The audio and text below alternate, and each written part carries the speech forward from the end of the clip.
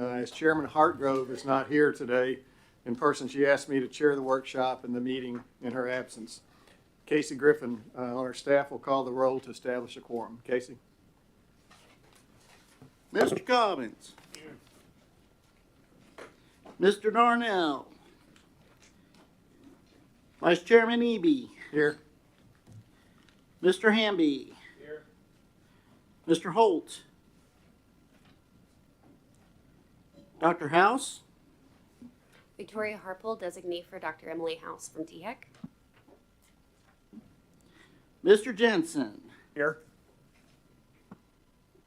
Mr. Mullenhour. Here. Mr. Morrow. Here. Mr. Wells. Here. Madam Chairman, Hartgrove.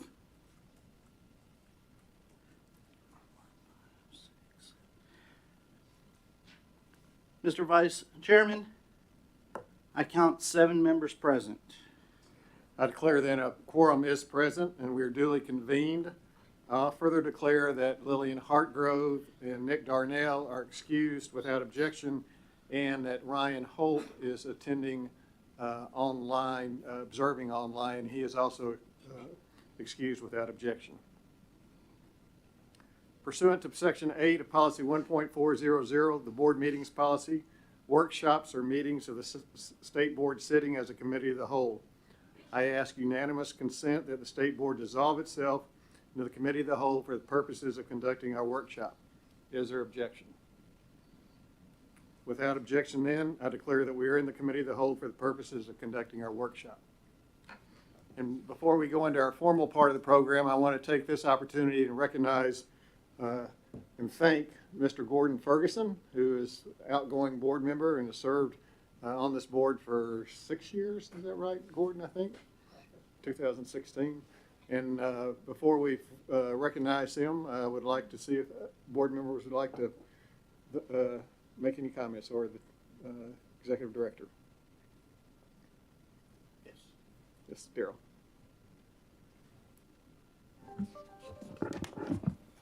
Just like to thank Mr. Ferguson for his service. I came on the board a few years after he did, and in my time now, I've come to appreciate his calm and steady demeanor, his inquisitive nature, and his leadership. And thank you for allowing me to be your colleague for this period of time, and we wish you very well. Yes, Mr. Morrow. I'd like to just echo Mr. Cobbins. It's been really a joy to get to work with you, and to just watching you in the pandemic and provide that stability with what you do here to serve the state, and what you were doing with your own occupation and calling, and just seeing how you navigated that with such respect of all persons and perspectives, and the way that you added that into the board was just really edifying and enjoyed, and really was great to watch and be a part of. I would echo both of Daryl's and Nate's comments. It's been a pleasure to work with you, Gordon, and as one of the busiest people I know, particularly the last 2 years, I just appreciate the time and commitment you've been willing to make to this board and to the students of the state. We're all better for it, and particularly I appreciate professionally the advice you've been able to give me over the last couple of years in terms of how to come together safely, when to come together safely and not, and just the connections that are inherent between healthcare and the work that you're doing in your professional efforts, and the work that we're charged with doing in the educational sphere, because I think there increasingly is just a lot of interplay and overlap, and so we just thank you sincerely for your time and dedication to this work. Hope you won't be a stranger. And I'd also like to just say a few comments. Is, you know, I think Gordon is a true gentleman, and you know, his leadership on the board, his focus on what's best for the board and continuing to work for the board at the whole time that he's running through this pandemic issues. And as Nate said, the amount of time that you're able to give to the board, it's just, to me, a model of how every board member should act. You're always there, you're always present, you're always prepared, and we appreciate that very much. Would you like to say a few words? After those words, I might just be quiet. But no, thank you for those words of affirmation. It really has been my privilege to serve as the representative of the 4th District, and I know our district is in good hands with Warren Wells taking over and taking the spot that I had for several years. It's interesting. I was kind of wondering why I was waiting for my name to be called and to say here, so a little different, but I was thinking back to when I was asked to serve on the board, and I went back this morning and checked. It was an email from the Governor Haslam's office, October 16th, asking if I would have an interest in serving on one of the appointed boards. And then I think the following month, I received a call from Fielding Ralston. And many of you in the room, I know, have fond memories of Fielding and the many years that he led this board. And it was just very encouraging to me to serve under Fielding's leadership as board chair, and just to see his heartfelt appreciation and commitment to improving education within our state. And then I'm also thankful to Chairman Hartgrove. I know Lillian and I are going to be able to get together next week, but it really has been a thrill to get to know her over the years and our connections that we both share within the Middle Tennessee area. And then just to my fellow board members, thank you for putting up with me in the time that we had together. I really think you're always supposed to give more than you receive, but I think in my case, I received a whole lot more than what I may have given, but I'll always treasure the relationships and the friendships that I've met with the board members and then also with the staff. And Sarah, I know that you are blessed with a strong group of individuals that are committed to the mission and the strategic initiatives of the State Board of Education. Amy, I know that we're going to miss you as you move on to another chapter in your life. And then Nathan, Casey, Angie, and Allie, I really want to thank you all, because at times when I might not have been quite as prepared as I should have been, I could always depend on you all to set me straight, and for that I'll be forever grateful. Just a couple of thoughts. You know, it's been a rough few years, and when I took on this board responsibility, I had no idea of the implications of being involved primarily in healthcare, but then in this role in the field of education.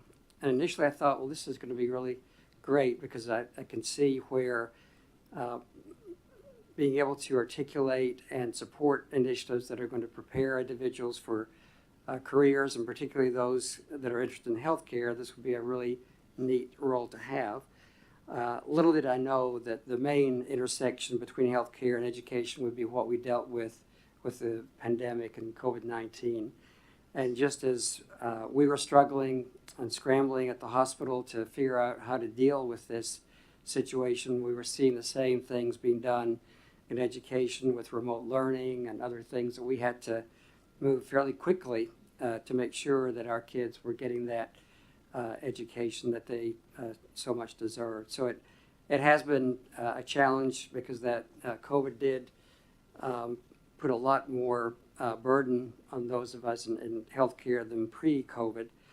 And even now we're still looking at staffing shortages and higher pay rates and compensation issues. And then unfortunately, even just as recently as last night, with the unfortunate shooting at the end of a graduation at Riverdale High School in Murfreesboro, I was involved in some of the communications that were taking place, and I thought how sad that this class that has already been through so much, that their graduation ceremony is going to be tainted by the fact that an individual, I believe unrelated to the school and Tim Tishu, has lost his life, and another one is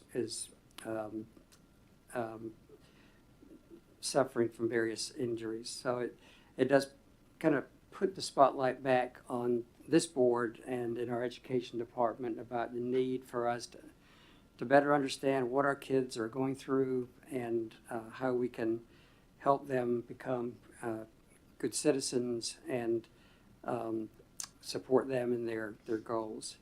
One last thing I'll just have to say, one of my favorite things being on the board was the visits that we made to different schools.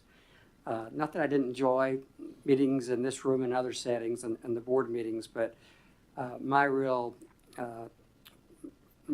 fond memories will be of the times that we were able to actually go out and speak with kids, watch them put on entertainment for us, and to really talk with the teachers and understand what they need and what challenges confront them.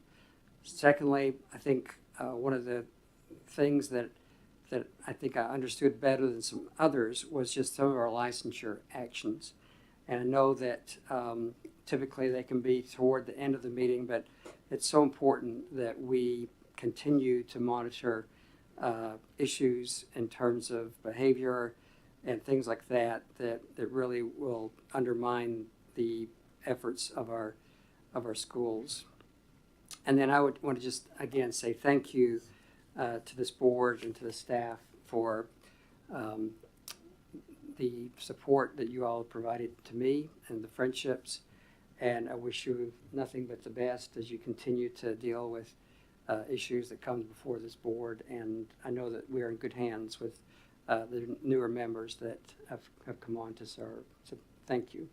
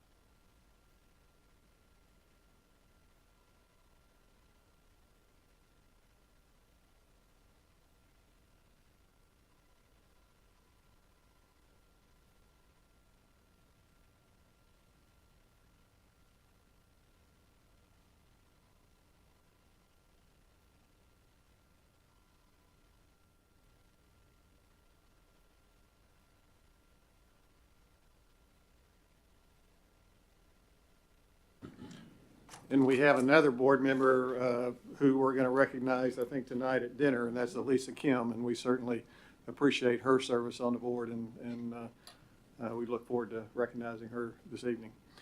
And then we have one more board member that we want to recognize, and that is Garen Hamby, who is our student representative on the board. He's been on this board now for 2 years, I think. And I'll give opportunities for anyone here who wants to say anything about Garen. Mr. Collins. Yes, sir. Would like to thank you again for your service. From the times, I know we spent a lot of time on Zoom during the past 2 years, but my observations of you are that you're extremely bright, studious, very professional young man, and you have served well, especially coming from being a high school student to now ending your freshman year. I wish I had it as together as you did when I was your age, but some of us are late bloomers. But congratulations, on your service, and I hope to see more great things from you in the future. Thanks a lot. I want to thank you too. Always appreciate your insights. They're very helpful from that perspective that we perhaps have passed over sometimes. So thank you very much for your dedicated service. Just to glom on, again, we are so grateful for your time with this board, Garen, and we're also glad that COVID extended your time for us a bit, because we did spend a lot of time on Zoom, as Daryl said. we're excited about your future, and we hope you will stay in touch with this board as well. And I think for those of you watching, the student member is just such an important voice on this board, and we're excited to see who comes in to follow your footsteps, and we'll probably put them in touch with you so that you can help them orient to the work. But it's just been really fresh and important to hear, what was happening on the ground these last couple of years from your perspective. So thank you again. And I don't know if people watching recognize that I think Tennessee is one of only maybe 4 states in the country that has a student member, and I'm not sure if any of the other states have a student member that's a voting member. And I call our student member, I call him E.F. Hutton, because when he speaks, people listen. He brings a perspective, the student members bring a perspective that we don't have as adults on the board, and it's very important. And I know, as Mr. Cobbin said, I think you got great things in front of you. He's going to finish up 2 years here in Tennessee in colleges and then go on. He said Oklahoma State, and going to get his degree in agricultural sciences, engineering, or something there. So communication. So would you like to say a few words? Well, start off, thank you for all for your kind words. It's certainly greatly appreciated. My time on the board has been very insightful in terms of my life, in terms of what I want to do with my career. Moreover, especially, it's been great to learn about, great to learn about what we do as a board. Moreover, the impact that I can have and the insights that I may have in terms of what I can do and what others can do to help better students' lives here in Tennessee. I'll be kind of short and quick here, but thank you all for your kind words, and it's certainly been a great opportunity for that I've had just to experience and to help better the lives of those around me.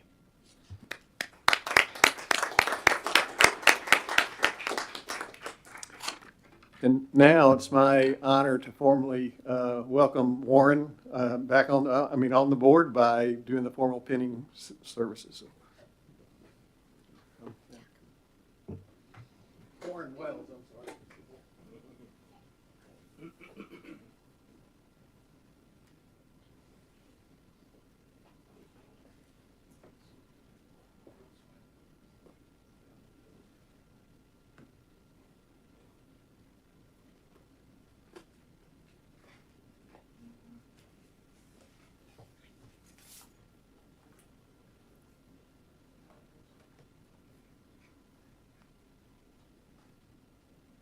Warren has already jumped in and been serving and contributing, and so it's an honor. I know Lily will prefer to do this, but she's not here, but it's an honor for me to continue to formally look at things.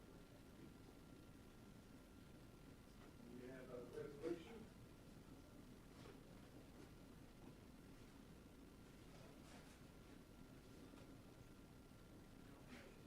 This is confirmation signed by Tennessee Senate. Randy McNally and company confirming you.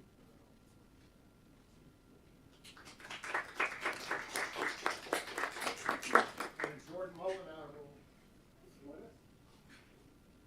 Jordan has already been pinned. We do have the joint resolution. Jordan certainly has already been active and serving and contributing.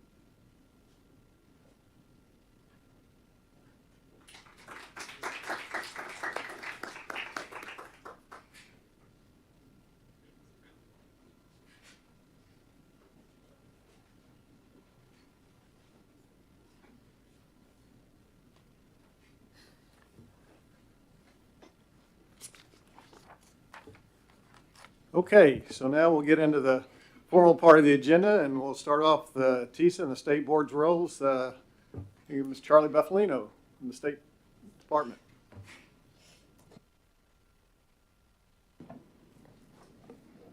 Thank you very much, Vice Chair Eby and board members. Excited to talk. Let me see if I can get the clicker working.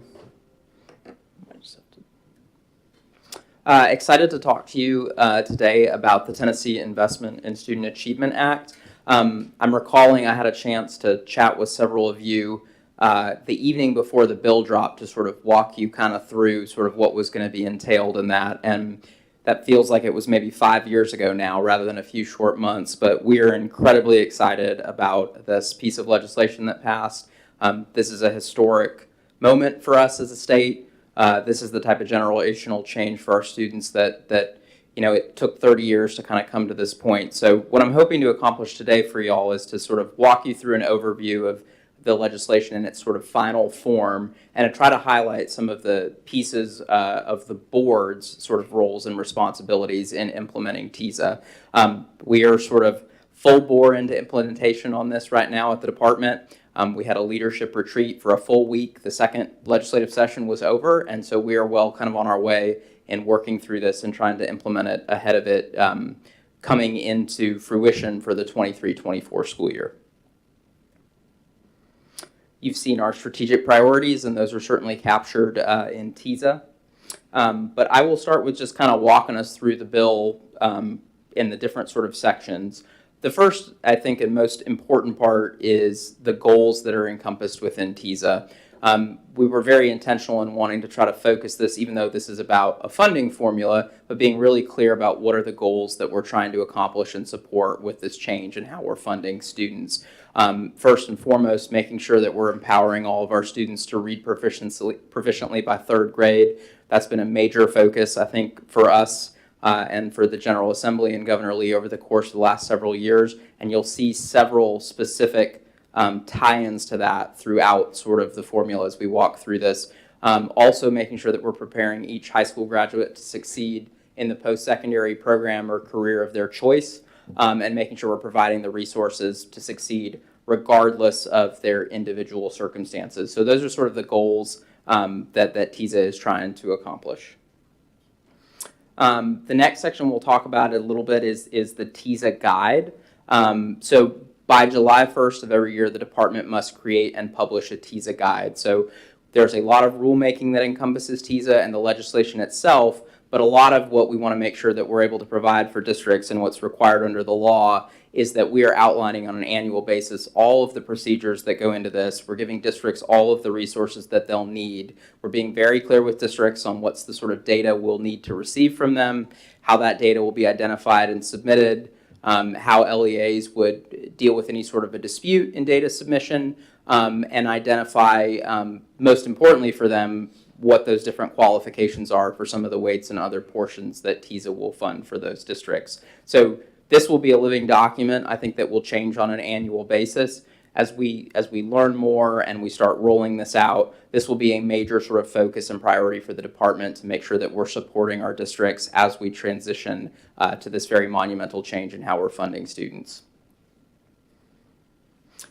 Next, sort of getting into really the heart of the formula, this is a student-based funding formula. The BEP was a system that funded districts and systems and worked on ratios and averages. Tza is about funding the individual needs of students. And so this graphic, and I know you all have seen it before, this really helps lay out kind of those core components of this funding formula. And we'll get into these in more depth in some of the upcoming slides. So it's a very simple 4-tiered funding formula. You have a base that is the amount that every student gets throughout the state, regardless of individual needs. That's meant to fund common education needs that are consistent sort of across the board. Then, and this is the part that I think is the most exciting, is weights. Tza, in a way that we have not done in the past, really tries to fund individual student need to make sure that our funding formula is matching the needs of our students so that we can accelerate achievement and learning. We'll get into some of those weights and what those exactly are here in a few minutes, but that is really the core of this funding formula and really the major difference, I think, in my opinion, between that and the BEP. There's also direct funding. So this is a way to provide additional dollars for strategic initiatives and investments that we as a state have said are extremely important, and we want to be able to provide additional funding towards those goals to support those initiatives going forward. And then finally, Tza also has an additional tier for outcomes funding. So this is a way for districts to earn additional dollars based on student outcome incentives. And we'll talk a little bit about that in upcoming slides as well.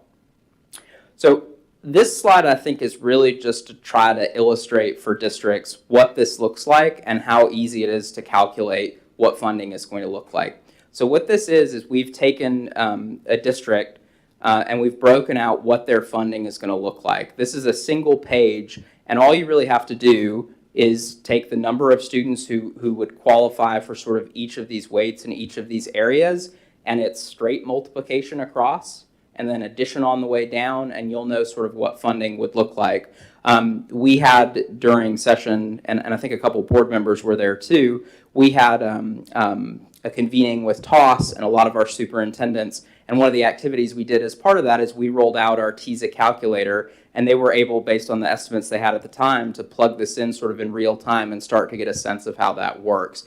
That's a level of predictability that we think is going to be very important for districts and also for the public writ large. A big goal of Tza is to be more transparent and simple and easy to understand so that folks know how much funding is generated for each type of student and to be able to see where those dollars sort of go into what the funding is going to come down for districts. So I won't walk through this sort of exhaustively, but you can see going kind of from top to bottom, we start with the base funding. That's $6,860. You would multiply that by the total number of students in a district and know what your base level funding would be.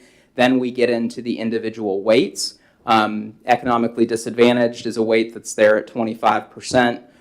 So you could figure out the students who meet that definition there and know what the funding is coming down there. Small districts, sparse districts are funded as well. And then the unique learning needs, which are special education students, gifted students, students with characteristics of dyslexia, and English language learners. And then you can see the direct funding as well below in terms of what those elements are as well. Any questions so far before we move on to some additional slides? Please. Can you define small and sparse districts, please?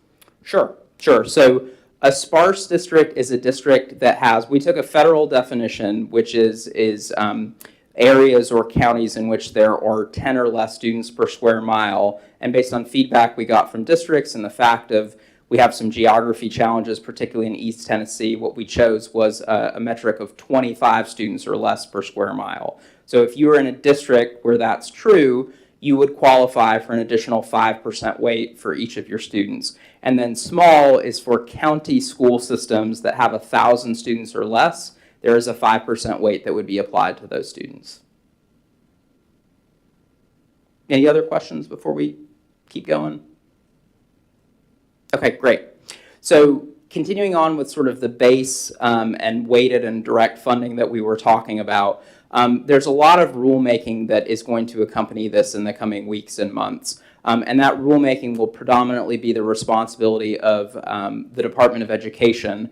There is a role that the board will play in that as well in terms of providing recommendations that will travel with each and every rule that's associated with Tza.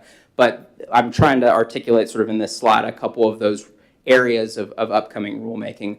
One of them, and one that's gotten a lot of attention so far, is revolves around the unique learning needs. So we have to codify and set in rule what each of those unique learning needs are in terms of what will sort of go in the rule and how those will sort of be funded. There are existing special education codes that exist now under the BEP. We're using those sort of as a starting point, but there's an opportunity for the public and stakeholders to engage in that process as we work towards rulemaking under what those unique learning needs will be. Another example of that in direct funding is career and technical education. And so the career and technical education is an area of direct funding in which there'll be additional funding provided for career and technical education with additional dollars for course completion. So as you go later in a sequence, you'll be able to receive additional dollars, and then it will be weighted based on high need, high salary, high demand sort of areas as well. This is data we work on and collect on currently. We'll have to go through rulemaking to set those, and that is probably something that will have to be revisited sort of fairly regularly as our needs across the state shift and change. Another piece I want to point out also has to do with teacher salary increases. So there is a portion of Tza, the way it works currently under the BEP gets pulled through, and that's when the legislature decides to make additional appropriations for teacher salaries. The state board is charged to look at increases to the minimum state salary schedule. We'll have an item about that tomorrow as part of the board meeting. One thing that changes under Tza is there has long been some frustration and consternation in the fields that when we set those teacher salary increases, they don't always reach a teacher's paycheck. That's probably something you've heard from board members before. An increase to the instructional salary component of the BEP can be used in a lot of different ways, including hiring new staff and not core teaching staff. So what Tza says is if the legislature chooses to appropriate a specific amount of money for teacher salary increases, that's got to go to current educators as those who receive a state evaluation and are sort of directly serving students. That's a change to help sort of get at that issue a little bit. And to allow the legislature to direct that funding somewhat. And that's actually one of the very few instances in the overall formula where funding is actually restricted to a specific purpose. Tza provides flexibility for districts to make those spending decisions. This is a funding formula, not a spending plan. There's a lot of back-end accountability and transparency with expenditures that we'll talk about in a minute, but that salary increase place is something where the legislature is able, if they so choose, to restrict that additional funding to actually go to current educators with salary increases. Excuse me, Charlie. Please. Can you explain the last bullet on that slide, that it's with regard to the minimum salary based on the amount of funds restricted for salary increases? Can you help me understand? Sure. So, and this actually is not a change from current law sort of under the BEP. If the legislature puts more money into the instructional salary component of the BEP, the state board is tasked to look at a corresponding proportional increase for the minimum salary schedule. That's not changing under Tza. It's really that same requirement. Okay, that helps me understand a little bit. Sure. Thank you. Yes. Thank you. This is back on your formula with unique learning needs 1 through 10 and the allocations. Help me understand, how are those each needs set? And since there's a percentage allocation anywhere from 5 to 150%, and I know in here it says the department establishes and categorizes unique learning needs by rule, and then the state board shall issue positive, neutral, or negative recommendations for the proposed categorizations. How does that all work? Like, what's the process by which those are clarified, the weights are attached to those, and then we're supposed to look at those and do positive, neutral, or negative based on the categorizations? Yes, that's all correct. So that will all have to go through a rulemaking sort of process. And so those unique learning needs, the percentages are set in code in terms of how much will get weighted there. That was part of the law that was passed. But the specific definitions that are going to say this type of student is a ULN 1 versus a ULN 3, Correct. 5, et cetera, that will get set via rulemaking. All right. And so we are already sort of in the early stage process, and I'll talk about this more sort of as we go on, of trying to solicit feedback from a lot of groups who have been really engaged in this Tza process. I think, and many of you participated in this, we had a very robust public engagement that sort of started before we ever got to a bill draft or anything that was moving. And I think we really benefited from that process by not just saying, here's a bill draft or here's a rule, what's your feedback on it? I think we've tried to take the approach instead, and we're going to try to mirror that here with rulemaking, of let's get input on the front end from people who know this best and have them help ideate and craft this with us. Then we can iterate on sort of feedback as we start to come to a draft. So that's really the process that we want to replicate here as we go through the rulemaking process as well. The idea is that as we take that and sort of start to get stuff drafted, we would then bring to the board, here's the proposed rule sort of that we've got drafted, give you a chance to sort of digest it, see it a little bit. We'll get it posted and have a public rulemaking hearing the same way y'all do sort of with your rules. We'll get that public feedback, and then we'll be able to bring the final version of that for the final positive, negative, and neutral, which will then travel with that through the sort of government operations approval process. And I won't speak for the legislature in terms of what the intent was of adding that in, but the idea here was there's a lot of stuff that currently with the BEP that the department really just handles internally administratively through business rules and our own internal policies.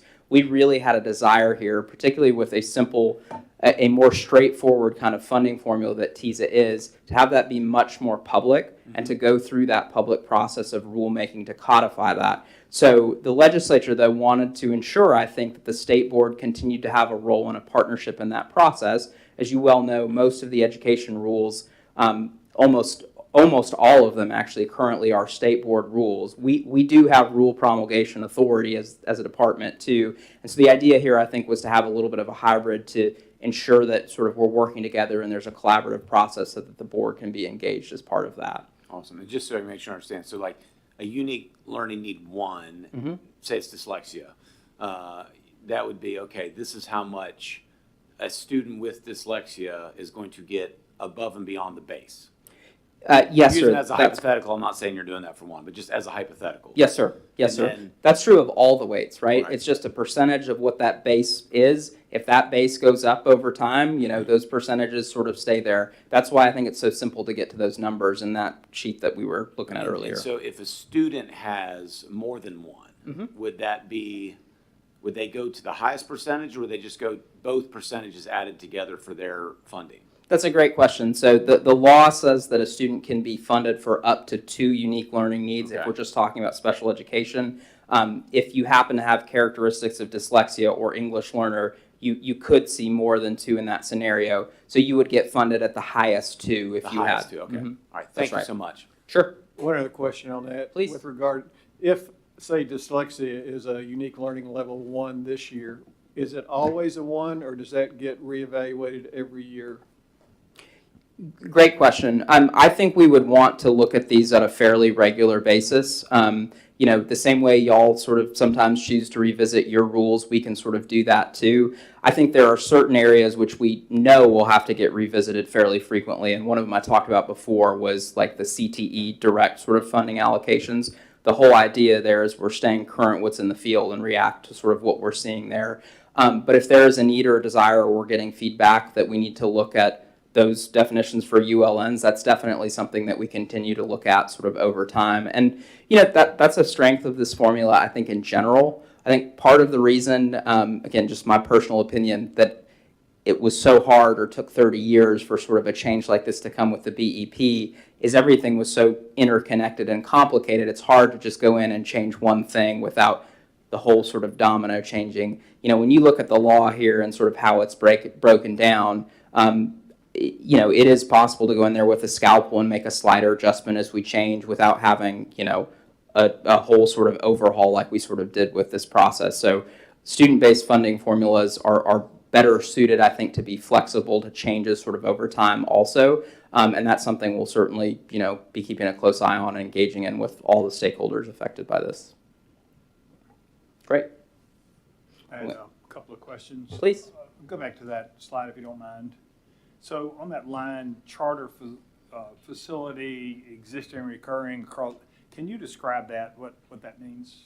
Yes. So there is a portion of direct funding under the law for public charter schools. And what that represents is since 2017, we as a state have had a public charter schools facilities grant fund that was established by the Haslam administration.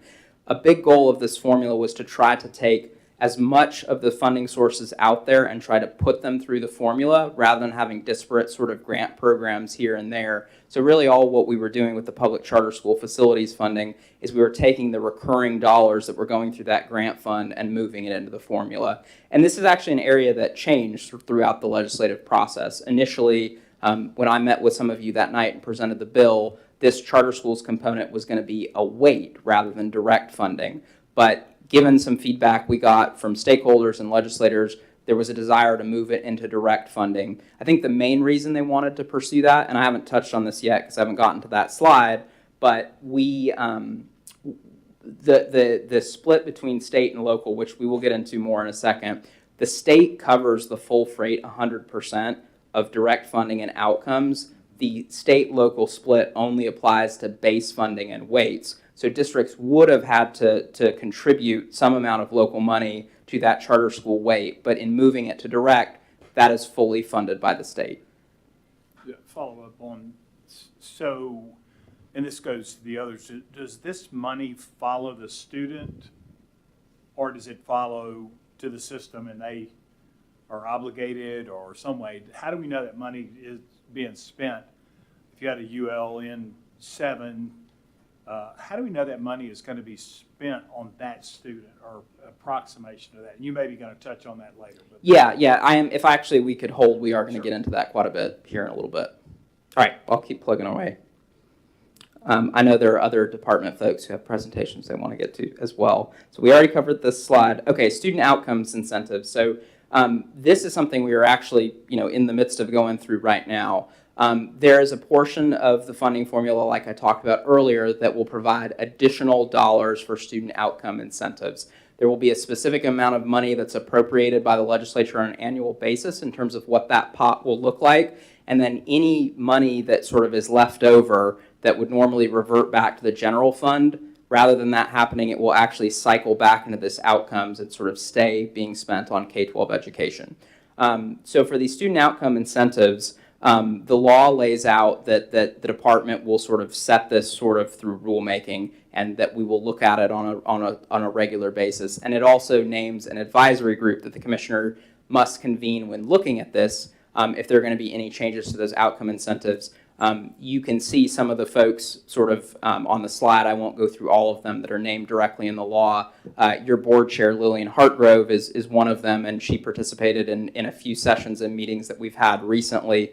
We've gotten a lot of feedback from this group. We're going to continue to sort of engage with them, but we are already sort of in the process of trying to determine what those outcomes are going to look like in the first year. I'm happy to talk a little bit about some of the feedback that we heard from legislators and some of the major sort of buckets or areas we're looking at currently, but this is still very much sort of a work in progress, and we're continuing to work with those folks. Okay. Fast growth stipend. So we can, and I should have said this earlier, 49.3.107, I'm trying to anchor you in sort of the section of the law if you want to go look this up and sort of dig into some of the details more yourself. So there's also a component of Tza that will provide some additional funding for fast growth districts, and there are two components of that. First and foremost, Tza, like the BEP, will continue to fund based on prior year data. That's very important for our districts to have that level of predictability. So this next upcoming school year, the 22-23 school year, all of that student enrollment data, that's what's going to be used to fund that first year of Tza implementation. However, if you're a fast growth district that is seeing a student enrollment growth of 1.25% or greater, we will give you the current year funding for those sort of students over it to make sure that the state is investing and keeping up with that for our district. That too is totally state funded without a local contribution going towards that. And then finally, and this piece is new, for districts that are experiencing 2% growth for 3 consecutive years or more, the state will also provide essentially an infrastructure stipend to help out with some of those capital outlay costs that a district seeing that amount of growth likely will deal with. Now, building schools and school construction, that's a local responsibility in our state, but this is a way, I think, for the state to contribute to help those districts who are seeing that extraordinary kind of level of growth to have a little bit of additional state funds to help tackle that at the local level. Charlie, quick question. Please. First of all, thank you for coming today. Thank you, Sure. Commissioner Jack, Robin, and other members of the department staff who are here with us. Question on this slide. It appears that we're provisioning for what I'll call local economic factors, growth as an example, with a threshold of 2%. How are we thinking about the base funding itself in terms of inflation? Our current inflation is estimated to be approximately 8%. How are we accounting for that on an annual basis going forward? Thank you. Yeah, that's a great question. That is something I think ultimately that the legislature is going to need to look at an annual basis as part of the appropriations process. There was some discussion and a couple legislative members as this moved through who talked about, should there be an automatic escalator for inflation? Should that be locked into the formula?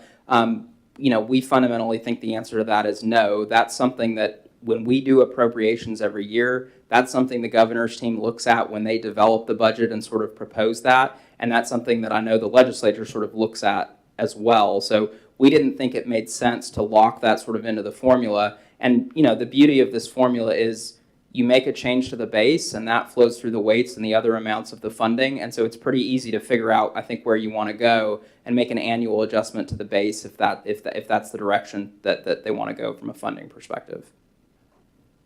Got it. Thank you. Okay. So distributions of funds, just wanted to talk about this a little bit. So first of all, we will continue to distribute sort of periodically through the year. There will be sort of 10 periods where that funding sort of flows down to districts. I did want to note there is a limited sort of hold harmless that's in place for any school district that does not experience an increase of funding under Tza. And there are a handful of districts that do not see an increase. And the reason for that is they have seen such a significant enrollment decline over the recent years that even with this influx of new funding, it's not enough to sort of keep them whole. And from a conservative budgeting perspective, we sort of need to right size, and we need to do that with our districts. However, Tza gives a little bit of a step down there that wasn't there currently in the BEP that says, we will fund you at 100% of whatever your FY23 sort of funding was in that first year of Tza. Will go down to 75% of that year two, 50, 25%, and then no sort of additional state support. I think that will give those handful of districts, and I believe there are 5 of them total, a little bit of state support to sort of have a little bit of a step down in sort of dealing with that process. That's something that's written into the law as well. There also is a little bit of an emergency kind of provision. If a district sees a decrease, of 5% or more from the previous year, the state would cover anything over that 5% in that year. Think of a scenario in a small district where maybe a big plant closes and they see a lot of sort of students leave. The idea behind that is to give some sort of short-term emergency relief in those sort of situations, with the state covering anything above the 5%. There also are a couple other elements in there. Distressed or at-risk counties would not need to increase their MOE as a result of fiscal capacity. The state will cover that difference. There's a specific call out for severe county, which is a complicated sort of tortured history, and I don't know all of the details, but essentially a tourism board and a funding decision that's sort of locked in prevents them from sort of being able to kind of raise some additional local funds. So the state will continue to cover sort of a grant period to sort of help them out in that situation. And then finally, one of the latest additions to the bill was to reestablish a cost differential factor as part of the funding formula. For a number of years, we had a cost differential factor in the BEP that was beginning to be phased out starting in 2016.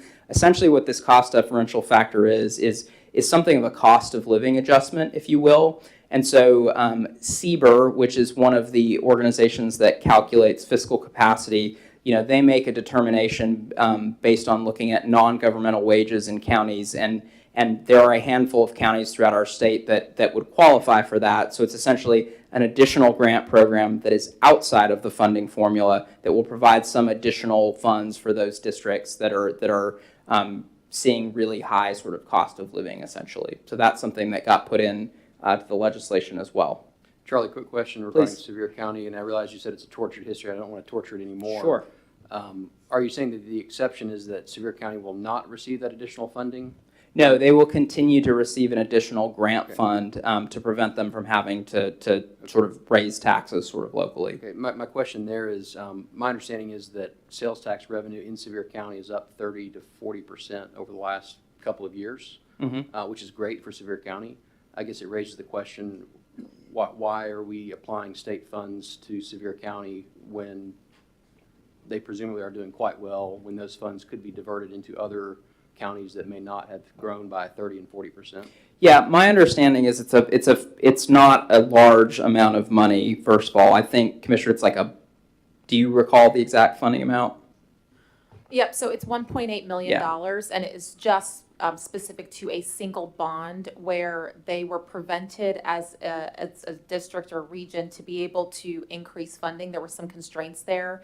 The legislature then changed statute, which freed that up. So all this does is give them that 1.8 million that they otherwise could have put in, were prevented from doing so until the bond life runs out. Right. So it's a term limited kind of addition. Okay, so it's not a perpetual budget item. Okay. It's just till the bond's done. Got it, thanks. Yep. Thank you, Commissioner. Any other questions?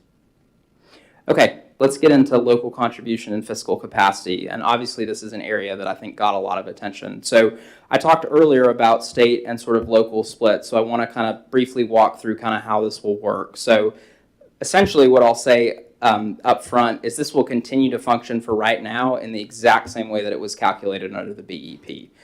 In the end, there were no sort of changes to what that calculus sort of would look like. The difference is what I already explained, is that the split and the local contribution only applies to the base and the weights, and the state will cover 100% of direct funding and outcomes funding. What that really allowed us to do was to lower what those local contributions looked like earlier. You probably heard a lot of talk as this went through the process of, is there a hold harmless for 4 years, and then is there sort of a cliff that will sort of be experienced? None of that's true. So essentially the way local contribution and fiscal capacity works is there is a 70-30 split. The state covers 70% of that total, and the remaining 30% is a shared cost for every county across the state. Fiscal capacity is then what determines what percentage of that 30% that you as an individual county are responsible for. I think a metaphor that helped when we were talking to legislators was, if we all go out to dinner together, we will get a bill at the end of that dinner that we're all going to have to split up. I'll let Commissioner Schwinn be the state today. She'll raise her hand and say, I'm covering 70% of that, and then we have to figure out who covers the other 30%. I might be a mechanic, Dr. Morrison might be a doctor. We're all going to pay a different amount based on what our ability to pay is, and that's what fiscal capacity is meant to calculate. We have 2 separate systems that are used to calculate that. We have TASR. That is a system that is a multivariable sort of regression. It's the more complicated of the 2 formulas. It takes several different economic factors into account. And then we have SBE, which really just looks at property tax and sales tax. We average the 2 of those together, and that's what an individual district's fiscal capacity is. Again, under Tza, we did not change that. The only change, and this is relevant for the board, is that we in the law stated that process has to be looked at a regular basis to see if we want to change that or should engage in that process. There was a lot of back and forth and discussion about whether this should sort of be changed now. Ultimately, our districts and the legislature decided not to, but there is this mechanism in place that gives the authority to the state board in partnership with the comptroller to look at this on a regular basis and decide if we should make changes to how this is calculated in the future. So that is a noteworthy change that sort of came through with this law. Any questions about that? Okay, professional development. It is extremely important that the department and our districts are able to work through all the implications of this change, and this is one of the major reasons that this isn't getting implemented until the 23-24 school year. The department will provide a no-cost professional development series on Tza. This will include Tza and the Tza Guide, some basic principles of budgeting, how to connect achievement with investments, ways to look at this sort of locally. And this will be provided for free to directors, state and local school boards, governing board members, you as State Board of Education members, your ED. In the final version of the bill, this is optional. No one is compelled to go do this. No one has to take an exam sort of passing it. But that is professional development that we're going to provide to all of those stakeholders I mentioned, and we think it's going to be really important to provide that kind of support to these individuals as we make this sort of historic shift that I was talking about. That also will be provided to additional school employees. We are in the midst of thinking through what that could look like and beginning to sort of plan that out, but that's called out explicitly in the law and will be something that will be a major initiative for the department in the upcoming 18 months. Improving reporting. One of the things that's a shift, and we'll talk about the BEP Review Committee and the Tza Review Committee in a second, we wanted to make sure that every school district in the state had an opportunity to provide feedback on the formula that gets sourced through the state and is part of that Tza guide. So we give districts the option to submit that to us on an annual basis to provide feedback and make recommendations for changes. We will package that in that Tza guide and that report that I was mentioning earlier, which will include academic analyses, accountability report cards, district feedback, and summaries, and make sure that that's submitted to the governor's office, the legislature, and a few other named parties on an annual basis. Again, the idea here is let's make sure we're getting feedback from the field, and if there are changes that need to be made, we're making sure we're sourcing that on a regular cadence. Transparency and accountability, and Mr. Ferguson, this starts to get back to your question, I think, from a few minutes ago. A major goal of Tza is transparency and accountability. We want to make sure that we are providing that data for all relevant sort of stakeholders so they understand how much funding is generated by my student if I'm a parent, these types of students if I'm a school board member, and then to try to marry that with expenditures as well. So first of all, there's a couple sort of requirements in there for districts and school boards. When they go through the budgeting process each year, TZA puts an additional requirement that academic goals and those strategic plans that they're sort of already doing, that's part of the budgeting process and what they submit. So that's something that's explicit in the law. And then to explain, in looking back at last year, here's what our plan was, did we meet our goals, did we not, and how is this year's proposed budget being informed by what we learned from last year in making adjustments as they bring those to the county commission or whatever their funding body is to get approved on a yearly basis. And then this is a portion of the bill, an accountability portion. In the final version, it states that any school district or public charter school that receives a D or an F on the school accountability report card, as a reminder, those school letter grades will be coming out for the first time this upcoming fall.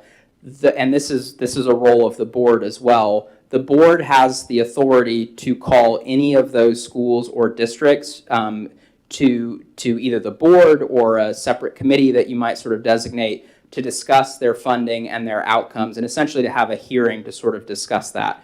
Earlier versions of the bill gave this authority to the legislature. The ultimate final version of this gives this to the state board as one of your roles and responsibilities.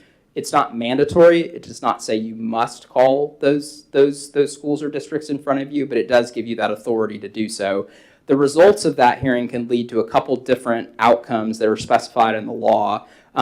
You as a board could ask us after a hearing with a district to take no action, continue to monitor, continue to check in, or you could require us to develop a corrective action plan that we would develop to help the district take some steps to improvement. We have had districts go under corrective action plans before. This is not sort of a brand new concept, but it essentially would have a role for the state to help them locally manage a process to sort of improve. Or if it's maybe an issue of financial management solely, we could go through a sort of formal auditing and sort of investigative process as well in actually having kind of a formal audit. So those are kind of in the law the two specific charges that the state board would be able to place upon a district if you choose to do so and call one of those before you. Any questions about that? Okay. Couple more sections here. This was another somewhat late addition through a legislative amendment, and it kind of goes back to what we were saying about the importance of literacy earlier. What this part of it would do in terms of establishing a progress review board is it would establish goals for student achievement and giving every district a goal to get to 70% of students on the third grade ELA TCAP being on track or mastered. That would make us the highest performing state in the country if we were to hit that metric, but this is an important goal, I think, to anchor ourselves on sort of moving forward. There would be a progress review board, which is established under the law, that would be made up of the commissioner, the chair of the State Board of Education, and then 2 legislative members appointed by the Speaker of the House and the Lieutenant Governor, respectively. And all of these individuals would serve on 2-year terms. What that board would be charged with doing is overseeing districts and trying to meet the 70% goal.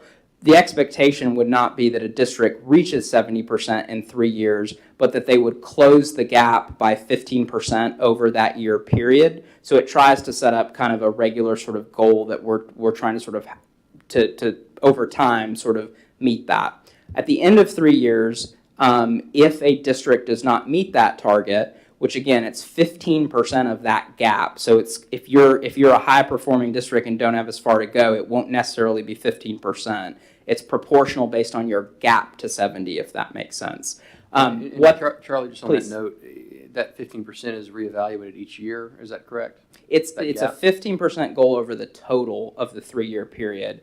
And the idea in talking to the sponsor of that particular amendment was if you have a down year, a blip, and say you only did 3%, maybe you could make it up with 10% sort of the next year. So It's 15% of your gap for that 3-year period. And then after that 3-year period, if there's still a gap, does it just recalculate then? Now you have a new gap that you So have to close? at the end of 3 years, what the Progress Review Board can choose to do is to recommend additional training that they think that district needs to undergo. And then the commissioner and the department would have the option to providing some of that additional training and sort of targeted support. There's not a punitive outcome that sort of happens at the end of this. Are there other states that have this model, and do we have anything that we can look at as guidance as to whether or not a program like this is effective? That's a great question. I'd want to look into that a little bit more. I'm not aware of any state that has a structure like this via sort of a specific literacy progress review board.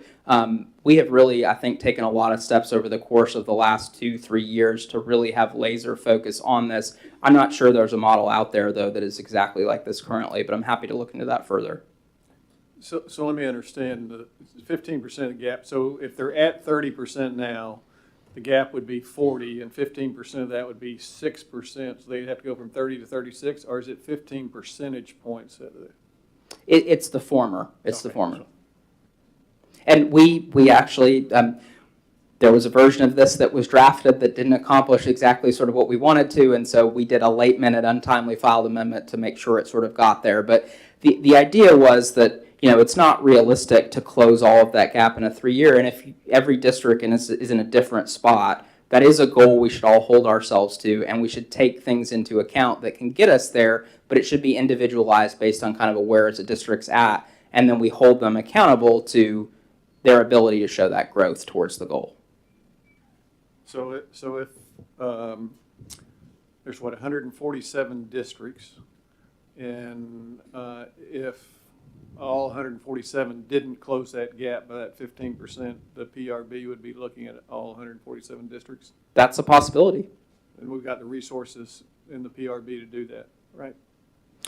What the PRB can do in meeting and sort of making those determinations is recommend additional training. I think I'd hearken back to that slide we talked about before about professional development. We really at the department want to develop a lot of resources that can be reused sort of for years to provide the training and support that districts would need.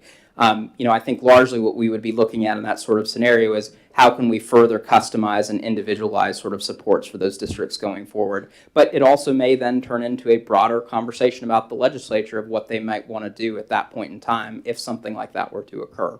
I think it's a great goal. I mean, I really do. I just hope we have the resources to be able to continue to push toward that goal. Yes, sir.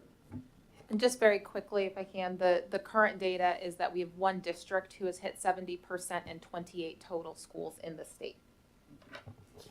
That kind of leads to my question. How do you imagine this will sit with our accountability framework? Because I think, again, in terms of the goals that we're putting out for districts, you know, talking about it in a coherent way so that we're setting goals and measuring them and having the right oversight is definitely where we need to be, and this seems to be part of that. But can you talk to us about how those will work together?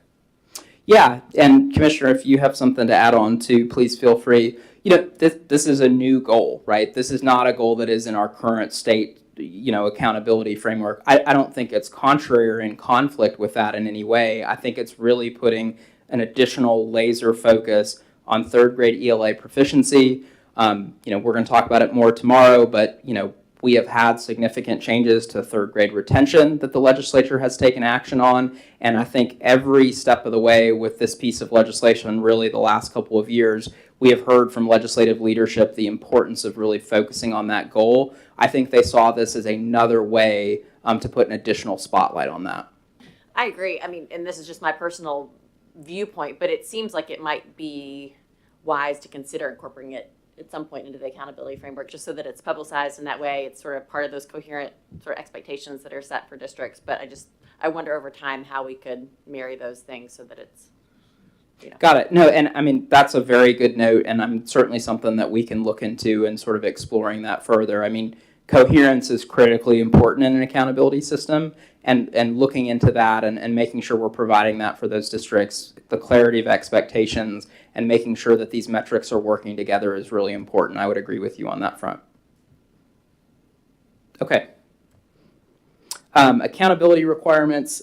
We talked about a little bit of this already, but this is just sort of kind of expanding on what was in the last slide a little bit, and actually we largely covered this. That's sort of a duplication of what those can be. Sorry about that. the Tza Review Committee. So I spoke earlier about we had a desire to make sure every district would have the opportunity to provide that feedback on the funding formula, and that those would be taken into consideration annually. As you well know, we have had a BEP review committee for a long time, and a lot of those BEP review committee recommendations went into Tza. Things like being able to provide enough funding to lower the sort of student nurse ratio. That's something we've heard from the BEP review committees for a number of years. So there was a desire to preserve that structure. So essentially what we'll have is sort of decentralized local individual districts being able to participate and being asked to provide recommendations annually, but preserving a state level group in terms of this Tza review committee. This review committee actually does not go into effect until January 1, 2026. So there's going to be a bit of, and I think the idea behind that with the Senate sponsor of this particular amendment was there's not really going to be anything for them to recommend until we see how Tza has worked sort of for a year or so. And so they put that specific date into the legislation. This is modeled exactly how it currently is in code for the BEP review committee. It's the same individuals, it's the same language. We essentially just changed the word BEP to Tza in putting this sort of forward. This will continue to live under the State Board of Education, being attached to y'all administratively. So this will continue to be a role that the State Board will play related to school funding, is convening and managing this state level review committee. Mr. Chairman, just one point on that. We've had discussions with General Counsel and with legislative attorneys as well, and so the language that actually does away with the BEP review committee doesn't go away until the first of next year. So we're going to have 4 more meetings this year and do a final report just to put the world on notice about that. There will be 4 more meetings of the BEP review committee. No, thank you, Mr. James, and that's a good sort of broader point. You know, this doesn't implement Tza until 23-24, and so if you're an attorney or you just really are into legislative history like Mr. James and I, there's a pretty complicated kind of series of enacting dates in there to make sure that the BEP sort of is still in place and that's not getting written out of code until Tza is ready to come online. That's a good example of it specific to the BEP review committee and that eventual transition to the Tza review committee. Tza rulemaking. So we talked about this a little bit earlier, and we're getting into some of the core roles, I think, of the state board now. So in this sort of hybrid approach that I talked about earlier, a big role for the state board, even though these won't be state board promulgated rules, will be for the department to present each and every one of those rules to you and for the state board to issue that positive, neutral, or negative recommendation. That will travel with the rule as part of the filing and will show up on the Secretary of State's website and what ultimately goes to the Joint Government Operations Committee for their ultimate approval of those rules. There are specific areas that are called out in code. The 10 categories of unique learning needs that we talked about earlier, the direct allocation amounts for CTE or some of these other areas, and then the outcome, incentive, and goals. But there is also just an overall catch-all that says any rule related to Tza that the department wants to promulgate must come before the board. So we're in the process, like I said earlier, of getting some of that initial feedback. We will need to move quickly on this front. The intent now is to be able to bring you draft versions of that at your July workshop ahead of that, then go through sort of a public rulemaking hearing. And we're talking with your staff about possibly trying to figure out a potential special called meeting where you would actually have those formal recommendations in the August sort of timeframe. So still working on that, but wanted to give you a preview of what's likely coming down the pike on that front. Charlie, just to clarify, these recommendations would be recommendations only. In other words, these are not vetoes. So, for example, you may decide to change some element of the rule. We may recommend against it. Who adjudicates and takes into account that recommendation, and what happens if that's consistently the pattern where we may disagree with you or the department on policies that are being instituted, but to no avail? Very good question. If you were to issue a negative recommendation and we were to decide to proceed with it anyway, which we might not, we might be like, okay, we've got to go back to the drawing board and restart this process. But ultimately, that's the authority of the Government Operations Committee. we just had a meeting with them on Monday. Every rule that an agency promulgates has to ultimately get approved by the General Assembly. That Joint Government Operations Committee issues their own either positive or negative sort of recommendation. And then every year through the rule omnibus bill, those get codified formally under law. So ultimately, it's the General Assembly that will decide. Thank you. Very good question. So this is kind of a recap. We've talked about, I think, each and every one of these already, but just to kind of go through and really explicitly name some of the state board responsibilities under Tza. There's kind of 4 primary roles. The first is just participation on that Literacy Progress Review Board. I stated that the chair of the state board is named to serve on that. Additionally, the executive director of the state board serves on the Tza Review Committee, and the executive director also, or I'm sorry, the chair serves on that outcome incentive dollars committee as well that we talked about earlier. And then beginning in the 24-25 school year, the state board has that authority for any D or F school to be called in front of you sort of for a hearing and some of those recommended either corrective action plan or an audit that you can charge the department with carrying out. And then finally, that positive, negative, and neutral recommendation for the rules. So those are the core responsibilities that are laid out in the legislation. And that is it for this presentation. I'm happy to take any additional questions that members might have. I have first off, thank you. This is very well put together, and I know there's a lot of work on everybody's part here to get to this place, and I think it's a great direction. I guess I'm struggling a little bit with the conversation with people in the district when they say, basically, how does this impact my child?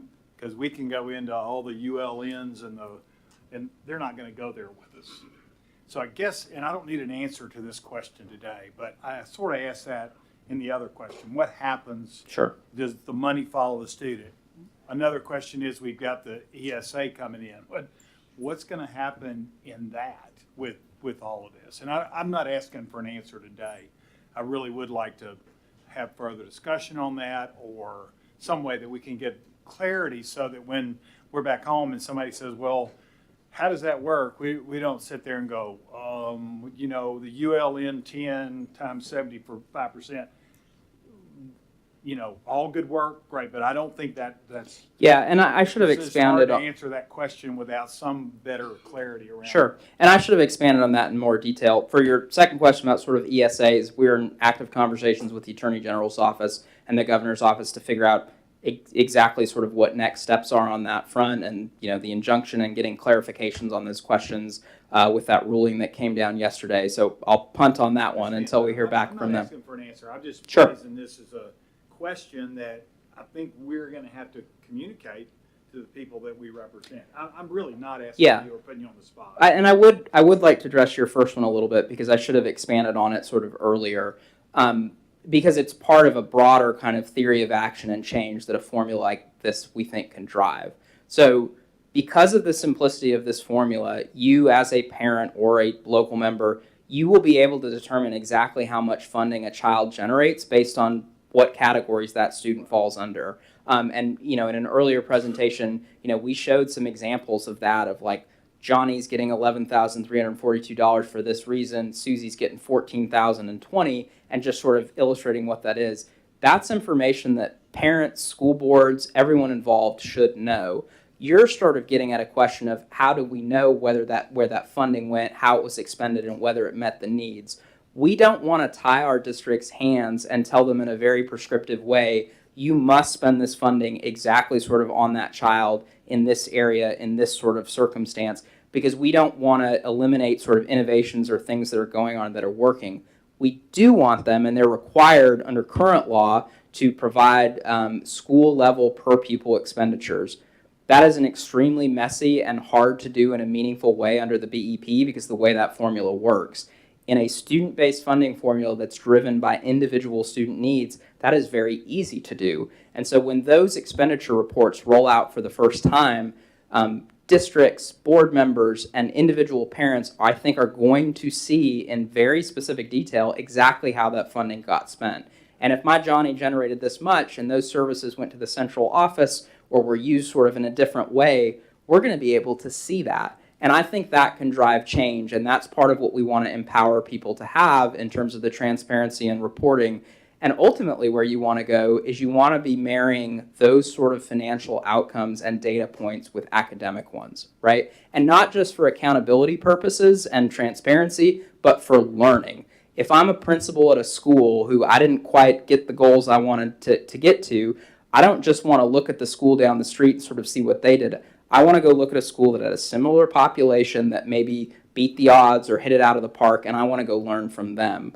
We can marry those two sorts of things. We have really, I think, robust school accountability frameworks. How can we build something similar from the funding and the expenditure side? And how can we look at those two things together to drive improvement? That's really where we're trying to go over time. Great question. Just Charlie. a quick piggyback on that, sorry, and real fast. In terms of one of the roles that the board will play in the D&F schools, I mean, it's not a requirement that districts and schools spend this money in a certain way, and as Charlie said, I think that's by design, but I do think where we're not seeing outcomes over time, we'll have the ability as a board to bring schools and districts in just to understand how they're spending money Right. and, you know, why those schools are failing in terms of how the expenditures have come together. So I think over time, all of that will get built out, hopefully in a way that we will have just more information at our disposal, both at the State Department level, State Board level, to ask the right questions and to tee parents up to ask those questions. Well, Couldn't agree more. I guess, and we can obviously discuss this, but if I'm a parent and I do the calculation and I've got $14,800 that my child, and then I'm going to ask the question, how was that spent? And the school board says, well, it just went into the general fund. And again, I'm not trying to get an answer. I'm just anticipating what I think will be a fair amount of. I think those are the questions parents should be asking, and they're going to be better positioned to ask them now, and then it'll be up to us to sort of figure out what more that can be done with those questions over time. But You understand I do understand, yeah, and more conversation to come. Charlie, I just wanted to say thank you. Excellent job today. I know that you and many others have put a lot of work into this. I think it's important that all of us recognize that it is going to be shown to be imperfect. There will be improvements to be made, and there will be advancements that we can devise and implement over time as more information becomes available. But this seems like a major move in the right direction. I know that you put a tremendous amount of work into it, and I just wanted to thank you for that effort. Mr. Wells. Thank you. Thank you, Chairman. Thanks for the presentation. It was great. I learned a lot. On the infrastructure stipend, I had a couple questions. When will that start, I guess? So this is the 23-24 school year, correct? So will you start calculating now, those 3 years, or is that the first year of calculation? Yeah, we will calculate it going into that first year. The stuff will sort of all come online there. My understanding for that infrastructure one specifically, I believe there is only one county system that actually is hitting that currently. Obviously, this is a dynamic metric, right? So that can change. There are several different sort of county systems that would be, I won't went too far, impacted by that first one, the fast growth stipend. That will apply likely to several sort of districts, but that infrastructure one currently, there's only one district who is showing that right now. Okay. You know that district? Top of your head? Williamson County. Okay. And then is the stipend, will it be determined through rulemaking? Is that in law? Yes, the fast growth sort of stipends and those pieces will be determined in rulemaking. And one thing I'll note too is it will be determined by rulemaking, but it really is going to be driven by what the pot of the money is that gets appropriated sort of on an annual basis as part of that process. And so we may be able to fund lower than that 1.25% also, right? And so what we will do when we see that total amount of funds is we'll start with that first one. We'll make sure all of those districts are getting covered. We'll then do the fast growth sort of infrastructure stipends. And if there is money left over in that pot, we then could maybe go to districts that are at 1% or 1.1. We want to expend those funds and get those sort of out to districts, but that'll vary on an annual basis based on appropriations. Okay, thank you. Just echoing the thanks for the hard work that went into this work and this effort and this work product. Just a couple of points I think are relevant. One is I appreciate this new approach in two respects. One, which is a major critique of the BEP, was just to sort of formulate clarity that this provides, which is a great deal of progress. Also, of course, the transparency in terms of where those funds flow and how they're allocated. But most importantly, I think from an equity standpoint, making sure that we recognize where high need exists in terms of being able to address student needs and getting those resources there and understanding how the funds can be applied and allocated in that way. And that we have the ability to go back and track that and see how that has been administered. So again, thank you for your hard work and definitely appreciate all the effort that went into it. Thank you. I just want to echo as well. I love the approach to a child and that there's a funding formula that understands that a district is filled with individual children and that those children have different needs. All those kids have different needs. And so to be able to say we understand that different needs have different costs and we want to try to allocate those to meet needs, I think is phenomenal, and applaud the stepping out of the box and pushing against the status quo to try to find ways to serve kids better. And just like what Larry's been saying, I think the important thing, since there's a design for funding to be allocated according to individual needs, that we want to follow that money with those individuals to ensure that that's what it's being spent upon. And so just as we are learning more as closer this gets to implementation, the more we'll learn, the more we work together, the more clarity we'll get. I just think that's going to be really important to be able to say, not only did we create a structure to fund individual students with unique needs, we also have a way to not only design it with transparency, but audit it with transparency. That's right. To show our entire state how we serve kids. Yep. And look forward to seeing that. Yeah, that's very well said. Thank you. I won't repeat all the accolades. I'll just agree with them. But I will say this is when this process started last September or something like that, I don't think there were very many people at all who thought that we could get through the process. And kudos to you and to the commissioner and for the effort that y'all put forward, because this is focused on the student. And I'll also say this, the public engagement that you brought into the program gives everybody, nobody can say they didn't have an opportunity to speak up about it. So thank you, and we look forward to continue to moving this thing forward for the students. Thank you. And just the last thing I'll say to close, that public engagement needs to continue.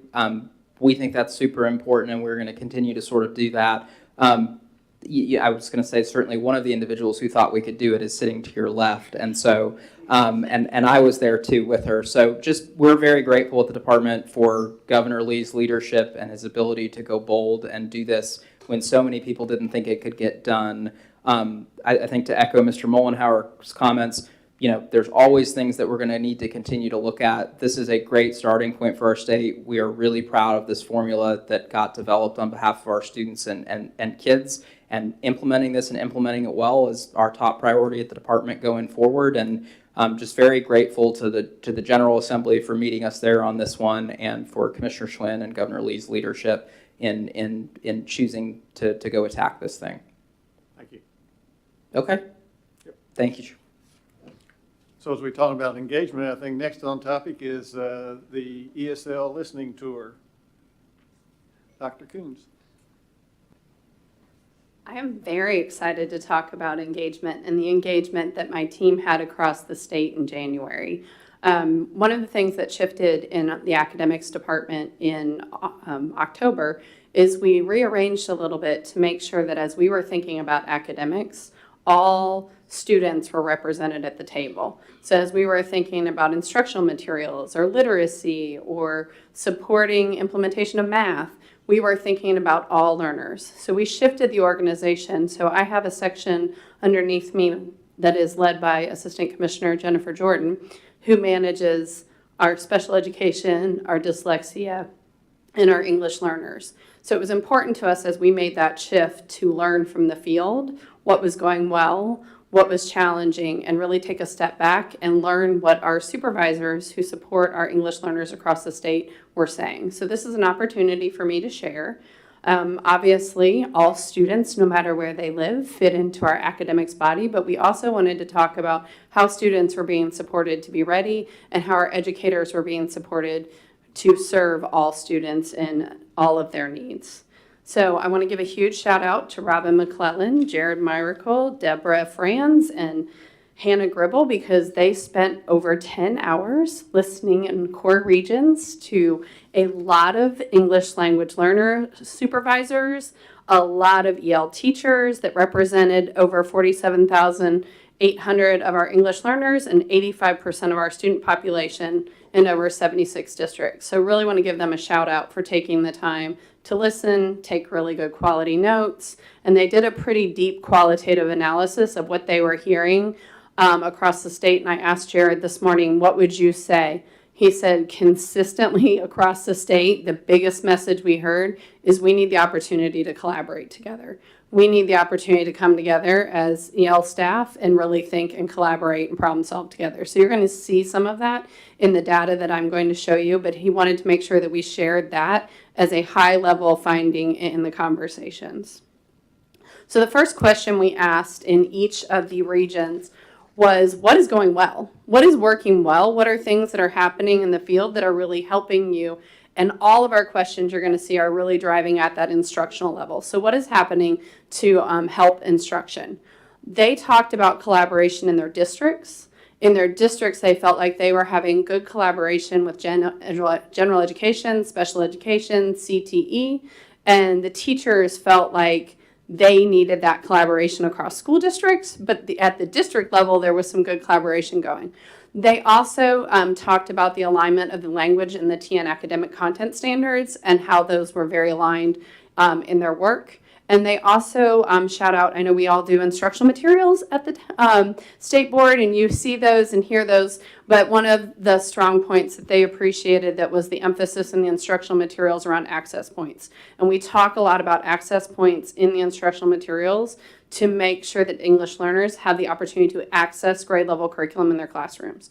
And so they really talked about how their materials prepared them in that high quality material way to provide access points for the learners in the classroom, and they were appreciative of that.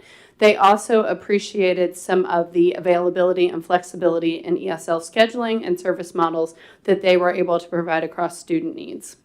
Well, this was pretty much consistent across all of our regions. They appreciated some of the structures and materials and opportunities that they were having in their districts.